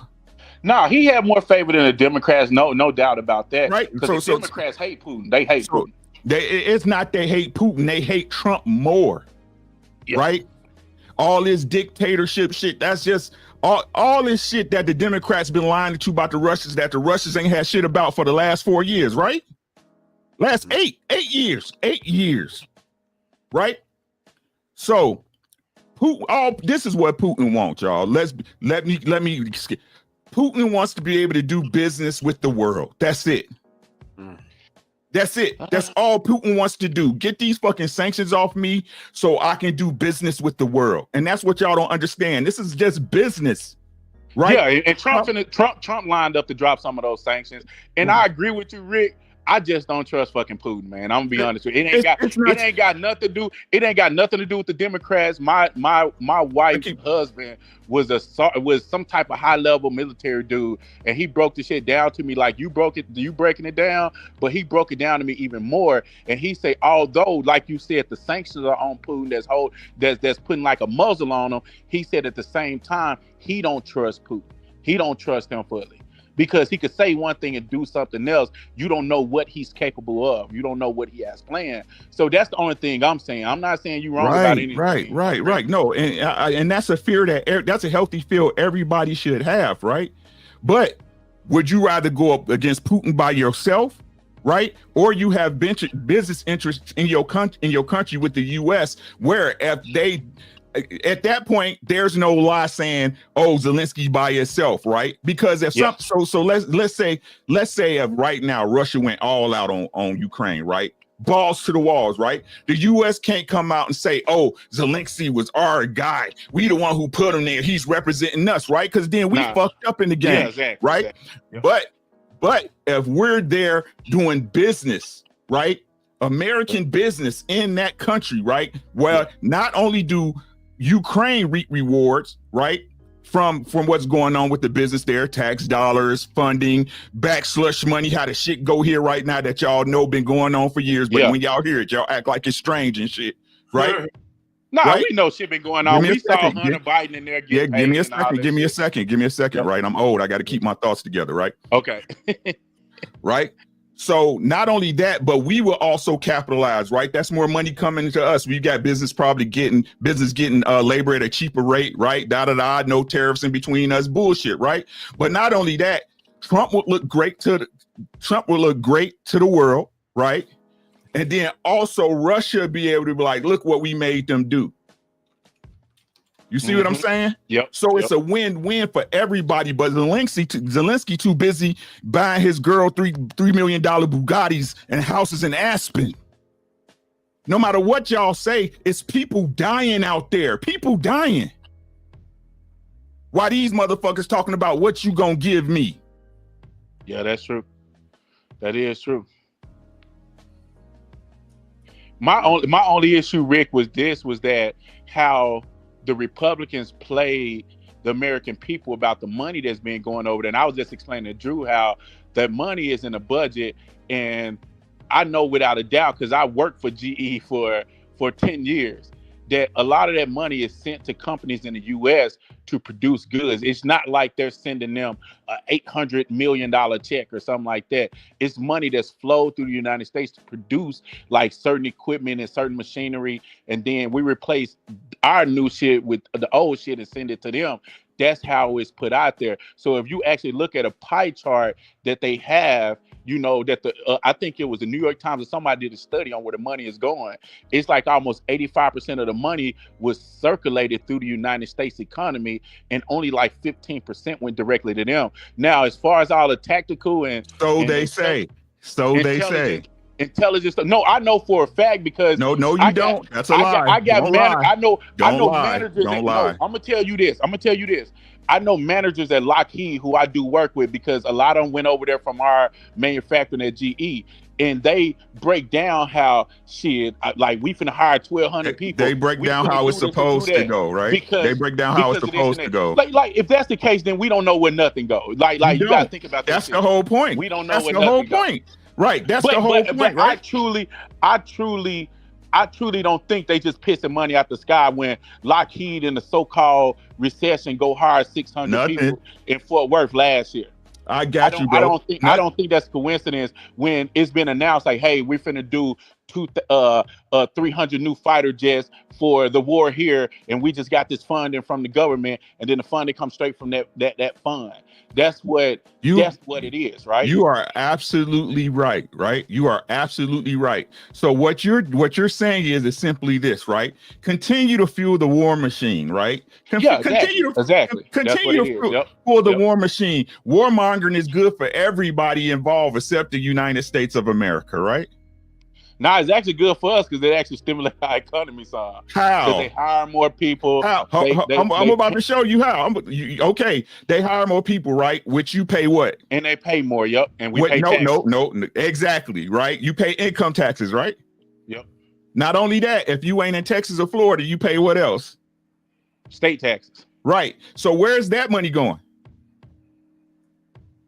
What you mean where it's going? It's going to the government. Yeah, when you pay it, it's going to the government. Yeah. What? And where is that money going? That money going into our tax revenue. And where is that money going? That money is going to fund things that we fund. Like anything else. Like what? Like what? Like what? Like Social Security, Medicare, all that other stuff. So that we have going on. Social Security, right? Where there's thousands among people who are supposedly dead that's getting checks, right? That's to USA. That's what y'all say, right? To USA, who got a million different associations and NGOs. Just talking to you for 10 minutes. I know you highly intelligent just by talking to you the last 10 15 Exactly. minutes. You don't believe that shit, man. Yes, I do. Yes, I do. Why wouldn't you? Where are your roads getting repaired? Where are you getting better schools? Why are your hospitals shit? Why are your schools shit? Why are your neighborhoods shit? You had 3 Republican congressmen just got called out because the infrastructure bill that Biden passed, they was getting new bridges and new roads, and they was going to their constituents saying like, "Hey, look at the new roads we built. Look at the new bridges we built." They had people to call them out saying you didn't even vote for the infrastructure bill. You didn't even vote for it, but now you taking advantage of it because it's helping your community. That's fine. You have things that's being done, Rick. The only thing I'm saying is, it's like if we just gonna take Trump and these guys' words for everything they say, it's bullshit. It's just like the Democrats. You're right. It's certain things they do. I was like, yeah, it's bullshit, and I know that shit because these dudes said they say $800 billion in the contract, and then you had forensic accountants to go look through the contract, and $8 million have been paid out, and it already been closed. My question is this to you, bro, and you make a fair argument. You don't have to believe nobody. My question is, with the way we live, the people who work every day, you gonna get your ass up tomorrow and go to work. Facts, right? And pay these taxes. Get my ass up walking to the office, unless I got to travel somewhere. Right. But listen, right? Yeah. Listen. What makes sense? What makes sense? What makes sense? Does your argument make sense that these tax dollars are being allotted to the American people in our society where it's actually even and fair? Or does it make sense that the Republicans, the Democrats, people who come in there poor but leave rich, that they're getting kickbacks and their slush funds available in offshore accounts? Does that make sense? Crazy? You want to know what's crazy? They don't even make money off the tax dollar. They make money off people like our company. Like literally, when I got promoted to VP of mechanical, they literally sent me a package showing me all the packs that the railroads was in and asked me how much money out of my check pre-tax that I want to donate to PACs where they go lobby politicians. So they make money from that. They make money from stocks and bonds. Like they was just saying Marjorie Taylor Greene, they knew they was finna give Elon Tesla like a bunch of fucking contracts, and her husband went and bought like $100,000 worth of Tesla stocks, and now they finna get these contracts and gonna shoot the price up. That's how they make their millions. They don't make their millions off funky ass tax dollars. They do what funky ass tax dollars. What's crazy is no, that's the God's honest truth. That's what Sir, y'all saying too. sir, Because I'm Rod, saying, here, hold on, let me Rod. finish my Go thought. ahead, Let go me ahead. finish my thought real quick. So what the problem is with that is you have so many. I'm not saying it's not waste or fraud and some. It's debt and everything. When you run a business, you're gonna account for 3 to 4% of slippage and fraud and shit like that, because shit just happened. But what I'm saying is when you look, I can remember somebody. I was working on Amtrak, Drew, in transit, like you said, and I can remember they had a manager in Chicago that fucking was taking contracts from Holter and getting kickbacks, and the IG caught his ass, and he was only taking like $30,000 or something like that, because they have people in place to police that. The New York Times did a study on the USA, and their fraud only came. Elon Musk was talking about fraud and all this stuff. It only came out to like 1.8% or something like that, because What was the paper? What was the paper? They got police in place to catch it. Just go look it up. Look up New York. Look up actual fraud in those findings for the USA. Just go look that up, and you will see they got a whole breakdown of it, right? So what I'm saying is they have checks and balances in place for this stuff. It ain't like people just doing stuff willy-nilly where it's 30 to 40%. It ain't that. They want you to believe it's that. But I tell you this, if it's that much fraud, why had nobody been arrested yet? Why hadn't they called out anybody yet? Why had nobody been? They've been firing the police. That's a great point. That's a great point, right? So what you're saying is, if there was a crime committed, then people would be arrested. That what you're saying? They would already been calling people out. Question. They wouldn't have waited. Hold on. See, I'm just gonna knock your points down, and it's not personal, right? Go ahead. Did Trump get convicted of a felony? Yes, he did. Why he ain't go to jail? But we know he got convicted. That's what I mean. He got convicted. That's not the point. No, I'm not saying, when I say go to jail, I pretty much mean like, why aren't these people called out and being in the process of being charged? I know they can't put them in jail in 2 weeks. You gotta fucking present your case and then get them charged by the AG. Like, from what it seemed like to me, and if we're going on the history of America, you name me a politician that got locked up. Name your politician that got locked up. Yeah. I can't name you one. But what I'm saying is this administration is telling you it's so much fraud. I'm not the one saying it's fraud, Uncle Rick. I know you're not. You, I am. This administration is saying it's so much fraud. We got fraud there. We got fraud in our fingernails. We got fraud in our toes. We'll start naming motherfuckers then. Let's get them out. I'm with y'all. And again, Rod, my shit is circular because it's true. So with that being said, I'm going to ask you the question again. Good sir, good brother, strong black man, right? Does it make sense that there's fraud at a large amount in the United States government then? Does it make? I do think there's some slippage. I said that from the beginning. Slippage or fraud?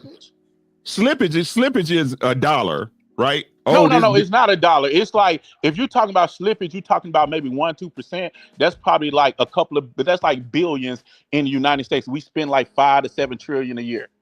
We spend 5 to 7 trillion a year. That's in the billions. So if you're talking about there's some slippage in these programs where maybe somebody got paid here, maybe somebody got paid there. What I'm telling you is there are checks and balances in place. And when you're talking about trillions and trillions of dollars here, when you're talking in our company where we generate, I think our revenues last was like 18.5 billion.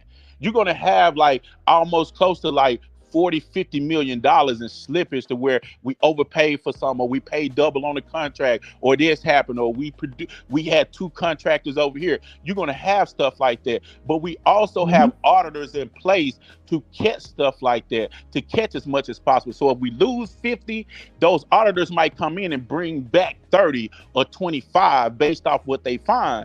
That's the same thing with the government. The problem with what you have is Elon Musk and those came in and they said, okay, we're gonna reduce crime in the city, and then they proceeded to fire every fucking police officer in the city. They fired every IG. They fired every forensic auditor. They fired everybody, and then say, oh, we're gonna look at it. So you got 5 college students and a couple of people from Elon Musk tech company, and they finna all of a sudden go through $5 to $7 trillion a year operation and find fraud in 2 weeks. So what you're saying is that these auditors already existed, correct? These forensics, Yeah, these yeah. forensic You had account- an IG. I right dealt with the IG. Yep. At Amtrak. Yep. at Amtrak, Yep. right? A private company, correct? No, Amtrak gets so much federal funding that the IG is actually over that function. Understood, but it's a private company. I'm just this is not even a point to make. No, right? no. It is technically a private company, but Okay, it's not okay. because Let's keep it right we get there. Let's federal keep it right. funding. Right. Let's keep it right there. Right. So again, if these forensic accountants exist, when was the last time they did an audit on the U.S. government?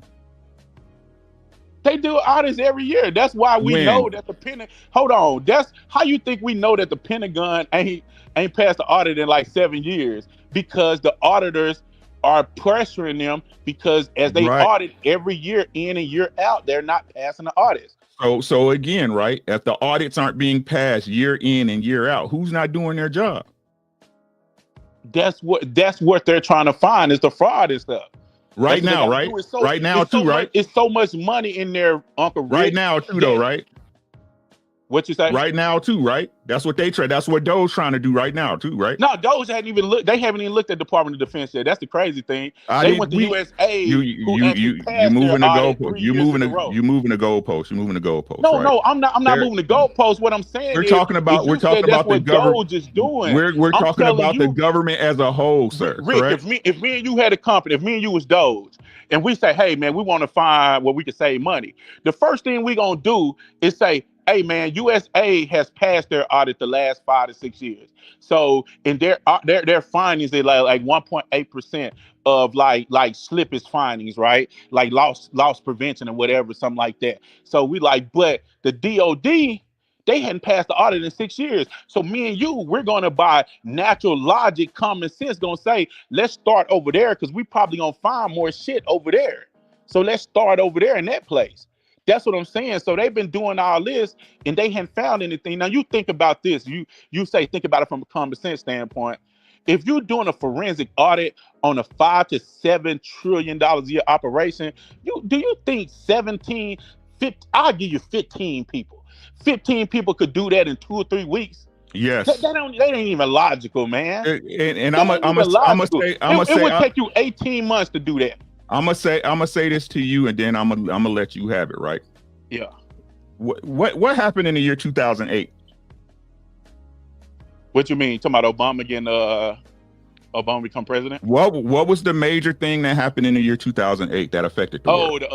The real estate bubble, the housing crisis, right? Yep. Didn't they have auditors and checks and balances? No, that was more private. See, that's not the same. No, now it's not the same, right? When you said that your company as being private at Amtrak, right away. Nope. Stop it. Stop it. Go ahead and I'll explain what I mean. Thank you. Stop it. Right. Stop it. Right. No. Go ahead and what you're finna say, and then I'll explain what I mean. You just said you can have it after this, right? You just said in your very company that those checks and balances, then you use private as an excuse, right? So again, the point I'm trying to make to you is this: if things work the way they work in a good, healthy company, I would give you kudos on your standpoint, but that is not the facts. The fact is, this is the U.S. federal government who is exorbitant, not just of waste, but of fraud. The housing market was supposed to be overlooked by the U.S. government. Not only that, but the credit reporting agencies and the banks, right? And the lawyers and the auditors. And everybody was asleep at the wheel. Because why? Because everybody was getting fucking paid. It's no different. And you know what? It only took Dr. Burry 2 weeks to figure out that the housing market was about to crash. And so when you look at both of those entities, right? So let's break down my two. So you said Amtrak. Amtrak is a private company that's federally funded. When I say that, 90% of our funds come from the federal government. So technically we federal. So we're under federal rule. That's why the IG oversee us in our compliance. That's why it's not like a CEO who hires an audit team. It's the IG. He oversees us. So we're technical, but we're private, but we receive so much federal funding that they actually over us. We're like a contractor for the government, basically. That's what it is. So when you talk about the housing market, right? So what you had with the housing market, you had so many moving entities. It wasn't like the government where everything falls under the IG and all this and that. It's like in that housing market, you had little small mom and pop places packaging mortgages and selling them this company, selling that company. They selling mortgages 20, 30, 40 times that unless you got a fucking army of 100,000 auditors in each state that you're not gonna catch this shit, because a mortgage could be sold today to a person and then sold 20 times within the next year. So you don't know what package is in. And then the problem came was when they was packaging like fucking 30 to 40 of these mortgages in one bundle. Yeah, they were selling these mortgages in one bundle. So what happened was the perfect storm. You had so many perfect storm of what? The perfect storm of what?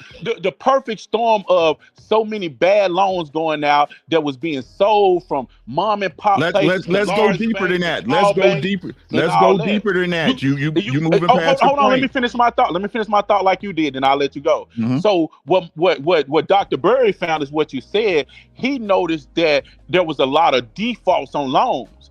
And he said, damn, a lot of people default. Then he looked at what kind of mortgages was going out, and he saw it was interest only mortgages, and they would have a balloon payment after like 5 or 6 years. So when he looked at the balloon payment, if you doing interest only, your payment might be, let's just use a low number, $500. And then at the end of that 5 years, now you paying interest and principal. And so that $500 payment goes to $2,500, right? So then he noticed how, and this all I do in data in the railroad, when I look for systemic issues and I look for systemic failures, so I could go tell my company where we need to put millions of dollars behind in projects to improve our fleet performance or improve our profitability and all that. Mm-hmm. So he looked at the data, and the data told him that, hey, if 30% of people are default once the balloon payment come, then then the normal app. So you find the 30%, right? Then you go look at the norm. Like, what's the norm? The norm is about 5%. But then because of these new mortgages that's interest only for 5 years are ballooning to 30%, oh, we finna have a crisis. It wasn't something where he went in and said like, oh, it's fraud somewhere. No, he just saw where the people couldn't pay. They got the loans legally. They just couldn't pay when the balloon payment hit. And when you can't pay because your mortgage jumped 80, 90%, then they was defaulting within 60 days. So, and that's all he took to realize, like, oh, we finna have a downturn, because he saw where a lot of these packages had, like if you had a bundle of 30 mortgages in one bundle, he saw where maybe 15 of them or 40% of them was those interest only bundles, was those interest only mortgages. And so he just predicted that the market was going to crash eventually. And that's all he did. It was nothing about fraud. It was nothing about nothing. Now the fraud came in that is where the bankers, where I would say you right at, is where the fraud came in at, Uncle Rick. And the fraud came in at where bankers knew this was some bullshit, because you giving interest only loans to people who didn't have any money to put down. And who stopped you knew it was a good chance that they weren't gonna be able to pay that mortgage. And who stopped it? Who stopped it? Who stopped it? Who stopped the fraud? Nobody stopped the fraud. After the crash, they just changed the rules. That's why. If you got it, bro. Let's move on, man. You got it, bro. Hold on, Rick. If you look at that whole thing, go research it. Only 1 or 2 people were in prison for that. 1 or 2 people. Mm-hmm. It wasn't like 20 to 30 to 40 to 50 to 60 to 70 people. Mm-hmm. It was only like 1 or 2 people that went to prison for that. Right. They got blamed for it, right? Yeah, they didn't get blamed for the whole thing. Right. Something illegal when it came to the payments. Hey, but how about the bankers who got they fat returns, right? And the presidents, right, who got their bonuses, right? Yep. How about them? Which one of them went to jail? Though they didn't go to jail though. Okay, then. So they didn't get charged fraud. I appreciate you, explain that what it went, right? But again, he recognized the fraud in the system. One man, right? This one man who didn't work in banking, he was a financial advisor. He was a hedge fund manager, right? So why is it that it can happen here but not at the government? The one thing that fueled this entire thing is greed. So you saying your politicians ain't greedy?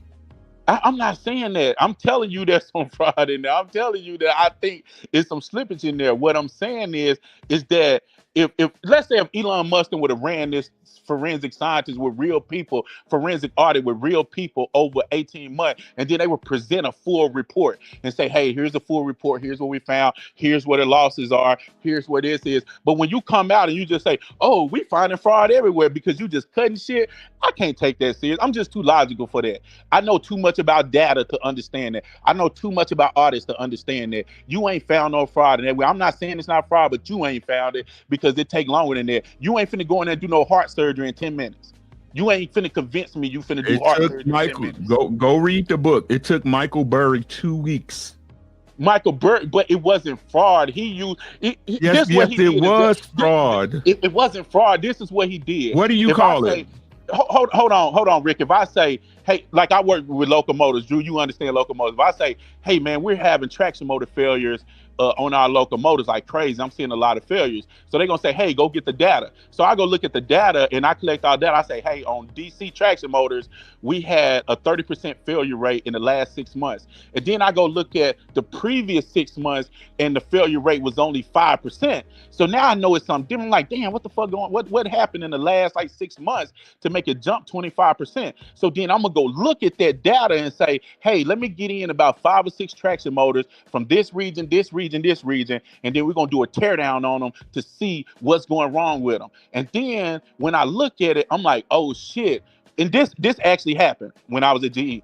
I'm like, oh shit, we having flashover issues, and we're having flashover issues because we just started running DC motors in the north where it's 6 to 12 inches of snow, and this moisture is getting inside the traction motor and causing flashover. So then my solution ain't to say, oh, it's fraud because we moved them. My solution is to say, hey man, we're gonna have a catastrophic issue if we keep running locomotives out there. So I'm a bet if I could place money on it the way Michael did, I would bet that we're gonna have a catastrophic issue based off the data that I found.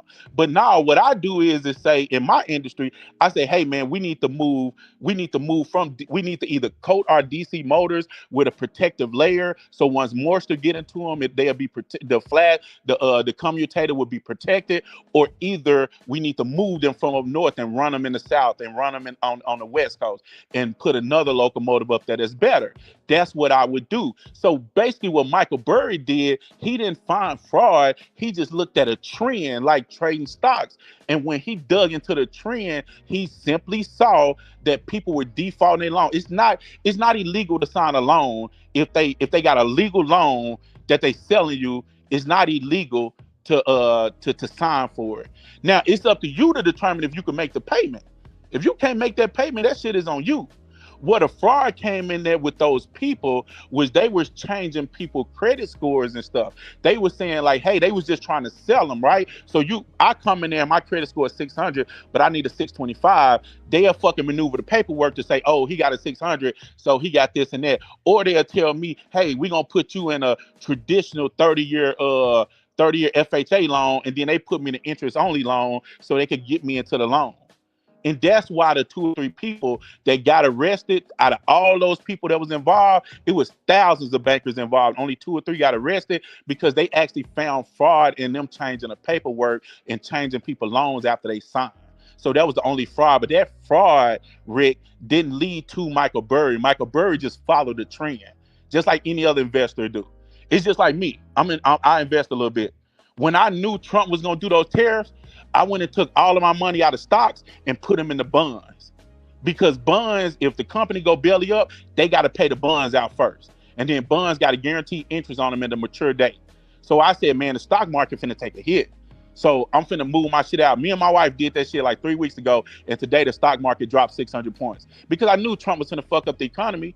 You firing half the people, you putting on tariffs, you doing these executive orders. The economy just finna go belly up. That's what's finna happen. So it ain't no fraud that I found. It's just I just followed the trends. So that's what I'm saying ultimately. So it wasn't fraud that he found. It was basically a trend that he followed and saw. You got it. It's not fraud to sign a loan. You got But it, bro. no, ultimately, if you asking me, and I'll let you take it after this. If you ask me is it fraud in the government, I think it is. But I think just like a heart surgery, you got to take your time, use a sharp scalpel, and pick it apart because you do have people who police the government, but they probably missed a lot of shit, like you said, and it's got to be done the right way. You just can't go in and fire 200,000 federal workers and say that cut out the fraud. You just can't do that shit. You said they spent 50 million on condoms, and you had to come back and apologize because that wasn't it. They was just helping motherfuckers in Africa who had AIDS. Now let me ask you something, Uncle Rick, before you go. What you real quick, and I'm gonna let you just take this. I'm just gonna listen to you because you know the military stuff. Explain to me the Gaza, the war between Israel and Palestine. Like, what's your take on that from how Joe Biden them screwed that up to fuck up the election and lose the election, and how do you think Trump is handling it now with him saying he just gonna wipe it out? I think people, and this is my understanding, right? The Gaza Strip is a central hub to the Middle East, right? Not just oil, but also ship trade lines, right? So if Trump can get Gaza a military base or refurbish it and put American interests in there, like he was saying, hotels, casinos, whatever, right? That means America will have a foothold on that piece of land, right? And that will also entail that any warring, right, between those two, if it happened on that land, then that would be a attack against the United States of America. That's how you that's how you end the war. That if y'all jump on this land, I'm gonna fuck both of y'all up. So do you think he's doing it for Israel and kicking the Gazans out? The Palestinians out? Or do you think that one's kind of tricky to me, Uncle Rick, because at the same time, I think the Palestinians messed up by electing Hamas as their leaders, like, what was it, like 20, 30 years ago? And then now the new generation don't want them, but they in there with them now. They did the initial attack, right? They was the initial attack, if I'm not mistaken, right?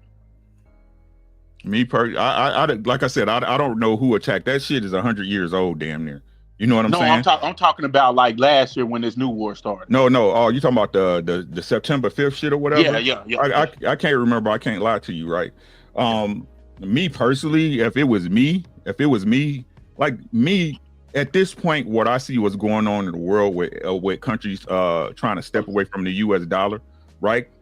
Me personally, it's time for the United States to take care of their own fucking business, right? I agree with that. At this point, the imperialism, right? The empire growing of the United States has to stop, right? For one, what a lot of people don't see, that the financial system is buckling under everybody's feet, every single country, right? Yeah. China's banks felt this summer. They had a run on the banks this summer in China, right? Yep. Fucking France has no government.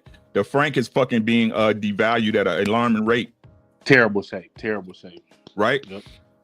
And you got things like BRICS going on where these countries are trying to de-dollarize, right? So what we have to do is exactly what Trump is telling y'all: get manufacturing back into America, right? Because just like you said, that's jobs. And we got to be honest about ourselves about what's going on. The prices ain't gonna never fucking come down. No, they not. I agree with you there. Businesses don't operate that way. You understand what I'm saying? It's like the car dealerships, right? Back when we can get a car in 2000 before the pandemic, you get a fucking Beamer for 45. You know what I'm saying? Now they did that chip shit and they didn't raise the prices, and the car dealerships like, fuck it, that's how business operates. We all know corporations' number one job is to what? Make a profit. Make a profit. But how do you think we're gonna get manufacturing back in? How do you think we're gonna do that? What Trump did with TSMC today. Y'all come over. Hold on. Y'all come over here. Y'all come over here and y'all taxes are nothing. We're not going to payroll tax you. We're not going to do nothing. Eliminate this income tax, at least minimize it or get it to a flat tax, because you as a man or woman have to take more home. That's what I was going to say. I was going to say, because you got to pay American workers so much money. How do you how do you manufacture something at a decent price? Exactly, right? Yeah. So this is what people don't understand about the immigrants, right? The immigrants, especially in the industries that they popular in, right? The agriculture, construction, that allows these fucking Fortune 500 companies, right? And these expensive ass farms, they gonna continue to charge you, right? But their overhead is so fucking low. Right. So there's no need for these companies to give anybody a living wage. Right. What these businesses, and they have to keep more money too, right? Because these businesses have to grow to understand. Look, if y'all looking to keep profit, y'all gonna have to give somewhere. Y'all need to get rid of these motherfuckers and give people a living wage. If I don't tax you on payroll and the government doesn't tax you as a business, period, that's your difference between you paying your dividends, right? And you getting your bonuses. Yep. Right? Yep. So, and I really don't appreciate the Democrats. I don't care who you is. I'm a normal guy. You do know what I say. I'm the most average motherfucker I know, right? Yeah. $500 a paycheck is a lot.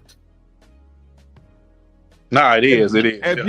I'm talking about just working stiffs, right? The A to B, C guy. If you had an extra I get paid every 2 weeks. If I had an extra $1,000, an extra 500 each check, I could move mountains. You understand what I'm saying? What's that? Yep. Right? And like I said, I don't give a damn if you could believe it's not going anywhere. It's not coming back to us. No, you're right. They basically telling us I've been working. I'm 50. I'll be 52 this year. I've been working since I was 14 years old. They basically telling you we not sure if your Social Security gonna be there. Nope. They telling us 2032. You see what I'm saying? So the money going somewhere. It ain't coming to me. It's not coming to you. It's called. What I'm saying, man, is that this is why I was so adamant about the migrant issue. They came over to the sanctuary cities. They were on Easy Street, bro. Oh, they were eating up money. They were on Easy Street. And I'm like, I got to go to work every day. I'm stepping over bodies to go to work. This is ridiculous. Democrats lost this election in two ways. The sanctuary cities with all those immigrants and that Palestinian war, because they lost the Palestinians. If you look at New York voted for Trump at a higher percent, even though Kamala still won. Trump got a higher percentage of votes than any president since Ronald Reagan did. He got a higher percentage of New York votes. Let me tell you this. I'm from the Chi, right? I'm from the Chi. Oh yeah, you was here too. Yep, you was here too. Me and my no, I don't live there anymore. I stay in Minnesota now with Tim Walls, old punk weird ass, right? Yeah. But me and my cousin, we went to Chicago, right to our old neighborhood where we grew up, the hood, 75th and Kingston. You understand what I'm saying? If you know Chicago has some of the most like neighborhoods. Them brick bungalows. Rick, I worked in St. Louis and my boss was in Chicago, so I had to go to Union Station once a week when I was working with Amtrak. So I've been all through Chicago. Got you, right? Some of the most beautiful architecture, right? From that era, right? Yep. Couldn't sell a house, Drew. Couldn't sell a house. They selling houses off South Shore Drive. If anybody from Chicago know what South Shore Drive is, y'all know what the fuck I'm talking about. Selling houses on Chicago South Shore Drive to illegals for $1,000, bro. Really? On South Shore? Yes. Damn. This is how crazy it is, right? When the people in the city needed something to eat, right? They got to go find a food shelf. This is what they did on the south side of Chicago. The city built refrigerators next to the bus stops and put food into the refrigerator for the legal immigrants. Damn. You want to know what you Drew? Listen, hold on, Rod. Drew, hold on, right? Drew. We went up to the beach. It was Mexicans out there barbecuing like they lit, like it was Daytown, bro. And my Social Security that I've been paying into for over 2 decades might not be there when I retire. Yep. They saying unless we do something, it's gonna run out 2032 right now. That's what they said, 2032. So they got to do something to enough into that fucker. Because the baby boomers dying out. And that was the biggest group that was paying into it. Here's the deal. If it's not going to be there, let me keep that extra 600. Exactly. And I'll move it myself. I'll do what I want with it if it's not going to be there. But you know what? I've been hearing about Social Security leaving for about 20, 2 30 decades. years. Yep. Yeah, it's about that. Nah, but you this know, time it's for real. It's for I'm real, close Drew. to This time it's retirement. for real. It's for real. I'm closer to retirement. So if it's not gonna be here, let me keep my bread. Cause who's getting it? And this is what I'm saying. This is what I'm saying to bring the conversation back full circle. This is how the Dems lost the House. No, you're right. You're right. That put us over. You know when I knew the Dems was fucked, Drew, was I saw in New York. Me and my wife was watching the news, and they had made these this little they took a parking lot and had made like little makeshift, like facility for the immigrants. They bust them out there, and them motherfuckers was saying like, no, we want to go back to the hotel. We don't want to stay here. This ain't good enough for us. And I'm like, what? I'm like, under normal circumstances, I said it's homeless Americans. Those were hotels that the average American, the average New Yorker couldn't even get to. And they were coming over here and they were made to feel so comfortable. They were making demands. Yep, sure was making demands. I go to work every day. That shit pissed me off, man. Yeah, I mean, this is disgusting. And then when this orange dude gets into the White House, and he says, "No, sorry, but not sorry. Y'all got to go because we fed y'all. Where's all this money coming from?" So this is, again, to bring it back full circle. I keep it simple here.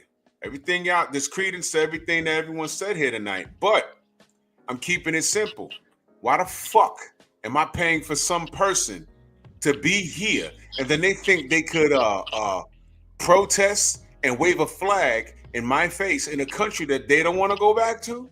You got to be shitting me. What was happening was, I'll use Honduras for an example. These motherfuckers, they let out prisoners to come walk our streets. So you know what they do? They come here and they work these odd jobs, and they don't rotate that dollar back into the economy. They sent that shit home. And that's what that is. We are funding these third world countries. Imagine, no, you're absolutely right. Imagine, how can I put it? Imagine, on average, you have a company, and they rotate $1 million back into the economy every year, and then you do the budget for the country. You say, yo, this corporation used to we used to get $1 million back circulating to the country from this company alone. Well, how much we get now? 75,000. Where's the rest of the money? Oh, a majority of the people in that company, they're from such and such. Who gives a fuckistan? They're over there. So we've been sending our money over there. And this is what they're doing. You know, they coming up in Home Depot. I saw this Mexican lady on Fordham Road. I'm like, how is she? Where did she get a chainsaw to be selling on the corner of Fordham Road and Grand Concourse? A chainsaw? How did she get that? There was organized crime everywhere. The dude that did something in Colorado, something about he ran up in he organized the gang in Colorado. I heard that there's two sides of that story. I heard they said they didn't take over apartment complex, but they was harassing the people that lived. They said that the person that owned the complex, from what I heard. Let me. Hey, Rick, real quick before you go, Rick, did you used to be on the show called the P.E.P, man? Yeah. I knew that was you, man. You used to be the only one that be talking some sense on there, man. I'm happy I met you, dude. Like, that was dope. You used to be dope on that show, man. Common sense, not so common, bro. Right? But this let me tell you what was happening, Drew. Like, so what happened is that I'm talking on Chicago. I don't know what happened anywhere else, right? In Chicago, they was basically given free reign. They could go to the dealership and get a auto loan with no paperwork, right? They didn't need no birth certificate nor ID to get a driver's license in Chicago. Amazing. This is facts.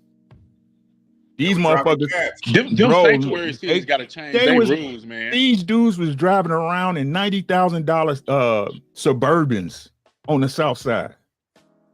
Yeah, the sanctuary cities got to be better, man. They got to cut that shit out, man. They got to. The dude that did that in Colorado, I heard two stories. I heard they ran up in there and took over a complex. Then I heard the person that owned the complex allowed them to do that on purpose because they wanted to get people to move out. Mhm. Whatever Oh, the okay. case was, the ringleader of that, guess where they found him?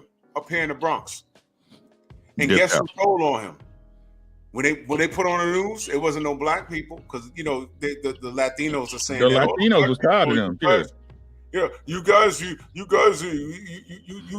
racist. You want us gone? No, we want the bad ones gone because you know what? The University of Avenue, but Boricuas over there, and they're American, by the way. But they said, "Yo, dude was like, I was gonna call ICE myself." Nah, because look at the spotlight they got on them now. Trump just getting them. That's one thing I agree with Trump, what he's doing. Rick, when we talked about immigration earlier, I agree where Trump needs to put the fear of God in these people, because when you come over here and you think it's okay to just do what the hell you want to do, this is, at the end of the day, Rick, my ancestors, Drew ancestors, and Eric, your ancestors, all of our ancestors fought in every war on this land since it was so-called family. But Rod, this was all set up again by the sentiments of the Democratic Party. Remember, I agree with you there. I agree with you there. Give me a second, right? If you remember, again, I keep trying to tell y'all my shit is circular because it's true. The Democrats in every state, y'all remember what was it? Seattle, Washington, San Francisco, LA. They were too busy trying to decriminalize things. Yeah. Right? Shoplifting, stealing, right? Yeah. Stuff like that. So again, it was the sentiment that they had that, hey, come and do what you please. We got you. That was the message that was going out to these people. Mm-hmm. So you saying I get what you're saying now. You're saying the messages correct that's coming from that side empowers them to do some of the things that they're doing. Correct. Okay, I get what you're saying. And the same thing. So you're not saying that the laws ain't the laws. You're saying that the way you enforce them. The laws don't matter if the people don't know them, right? If you can do a crime, but it's not if you ain't gonna pay until you get caught, right? That's what they do. It's called plausible deniability, right? Yeah. So so to tie this back in, I done lost my damn thought because you said some shit. But so again, what I mean, agenda and sentiment. Look how quick this trans shit is going. Get the fuck out of here. Look how quick this women in sports shit is going. The men in sports shit going. Get the fuck out of here. All it takes is the agenda and the sentiment that's being pushed, the message that's being pushed out to change for people to get in line. And what was the message that Biden and his cronies was pushing out? Yep. Now let me ask you something, Rick. Now those things you named for Trump had no problem with trans out of sports, all that stuff. I'm not gonna argue with you with that because I agree with it, right?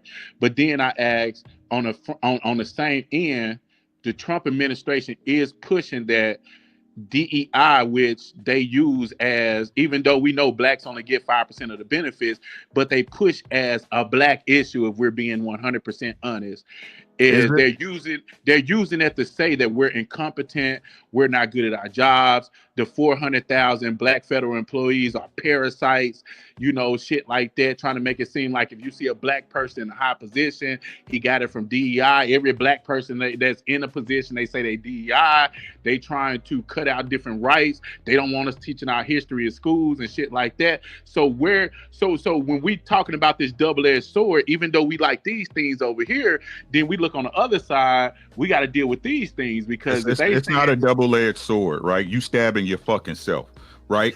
So DEI isn't shit, right? DEI was meant to include these fucking weirdos, and I call them that. I'm saying the way they're weaponizing it, Rick. Don't say that I'm saying that it's good. I'm saying the way they're weaponizing it. My question is this: where did you truly get that messaging from? It wasn't Trump.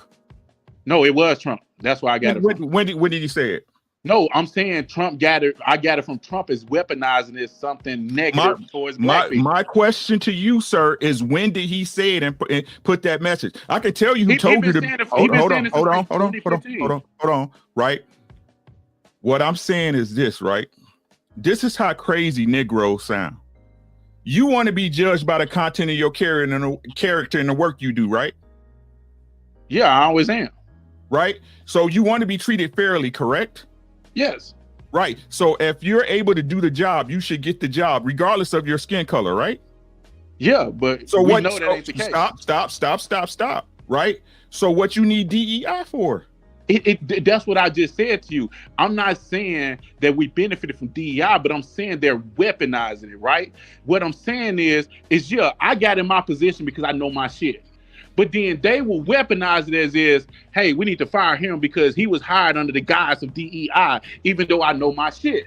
They could look at these policies and say, hey, they could look at people and say, hey, it's more black people in that program, fire all them because that's DEI. I'm saying they're weaponizing. I'm not saying we need DEI for something, because I said at the beginning of my statement, we only benefited from 5% of DEI. That's what I'm saying.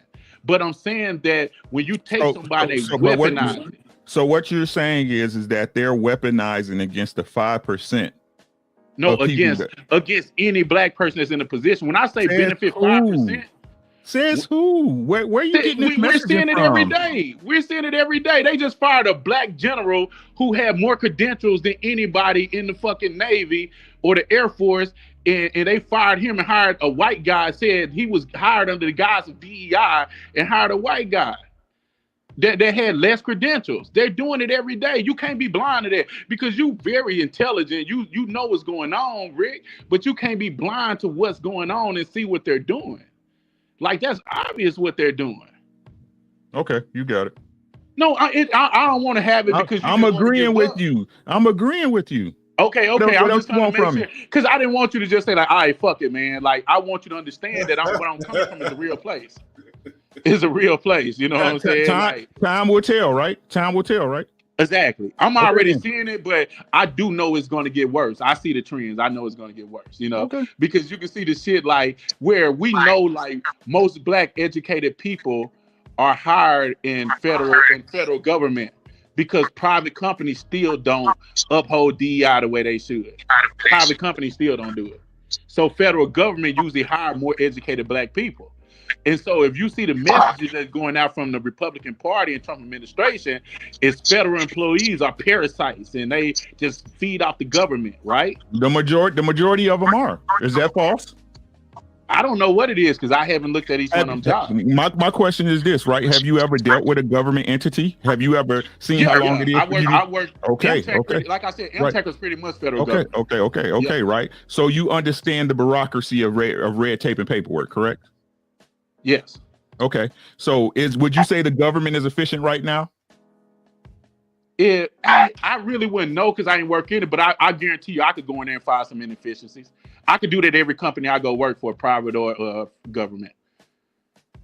Because you always gonna have inefficiencies in every company. Yeah. Right.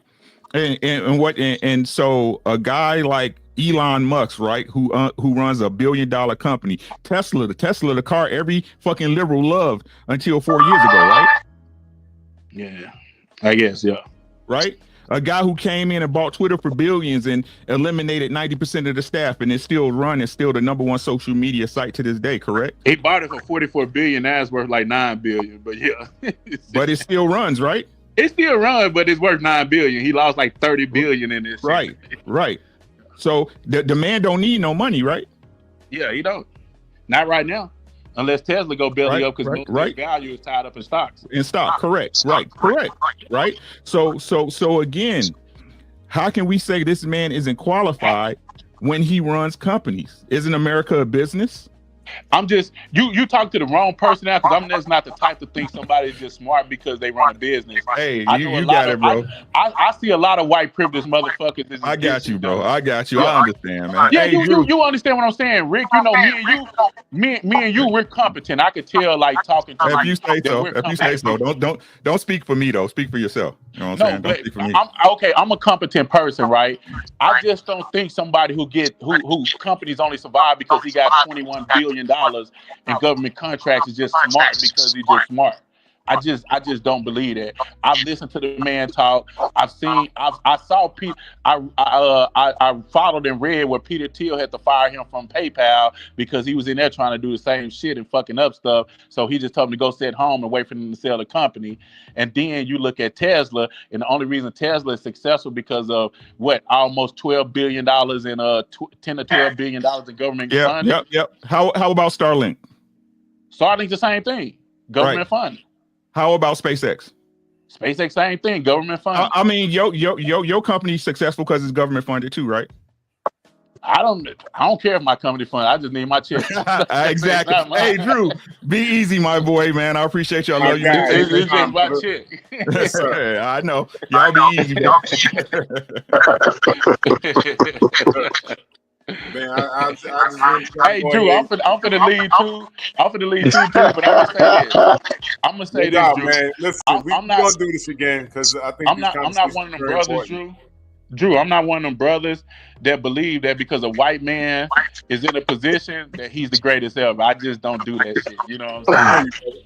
I see too much, man. I see too much mediocrity in high positions from white folks to know like what's really going on. You get what I'm saying? I see it. But nah, this is fun, man. I enjoyed it, Drew. Man. I appreciate you. Yeah, we're gonna do it again. We're gonna do it again. I'm gonna bring Sherwell up here. We're gonna cook again because there's gonna be a lot of moving parts, and we're only the third month in the year already. And there's gonna be a lot of conversations we're gonna have because we haven't seen the end of this whole thing. Yeah, exactly.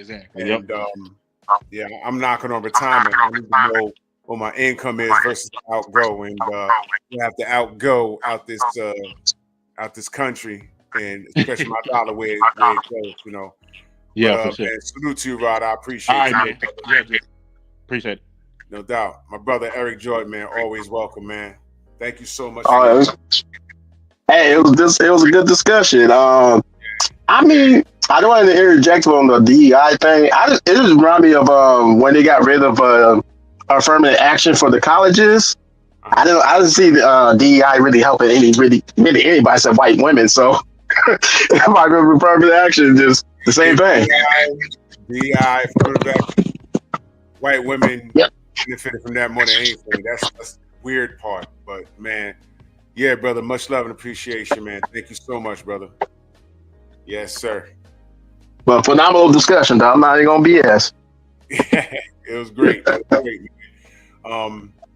I won't be live tomorrow morning at the normal time. I actually have somebody covering a presser for me tomorrow. Yeah, I got a little employee that's gonna do some work for me, so I'm giving them some. Oh, who's gonna be at the presser? Who you gonna do the presser for? Devin Haney, Jose Ramirez, and Rolly Romero, and Ryan Garcia, the presser.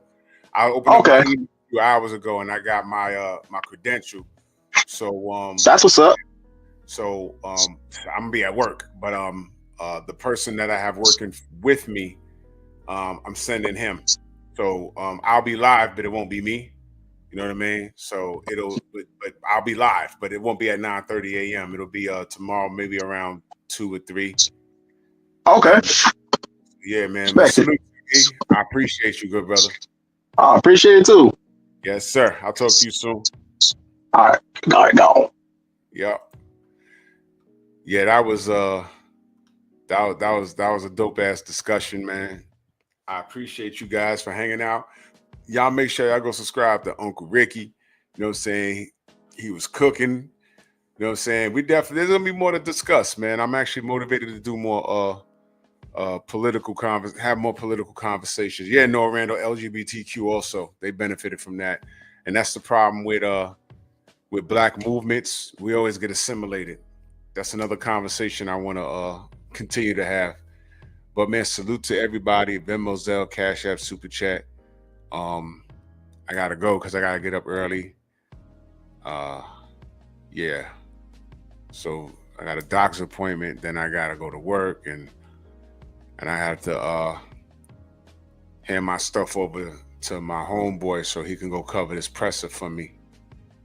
So yeah, man, salute to y'all, man. Harmonize, yeah. Next time, sweetie, just click the link and join the conversation. It's all good. You know what I mean? I appreciate y'all. And y'all make sure y'all go subscribe to my Patreon. I appreciate the support. For more unedited content, follow me on Patreon, Drew Titan, LLC.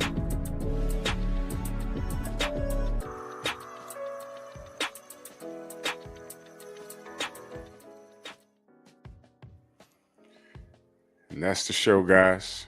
Over there on the Patreon, you're going to get it raw and uncut. I play the music I want, and I'm not filtered by way of YouTube. So yeah. So I'll see y'all tomorrow. Take it gently. The Painful Excellence Podcast.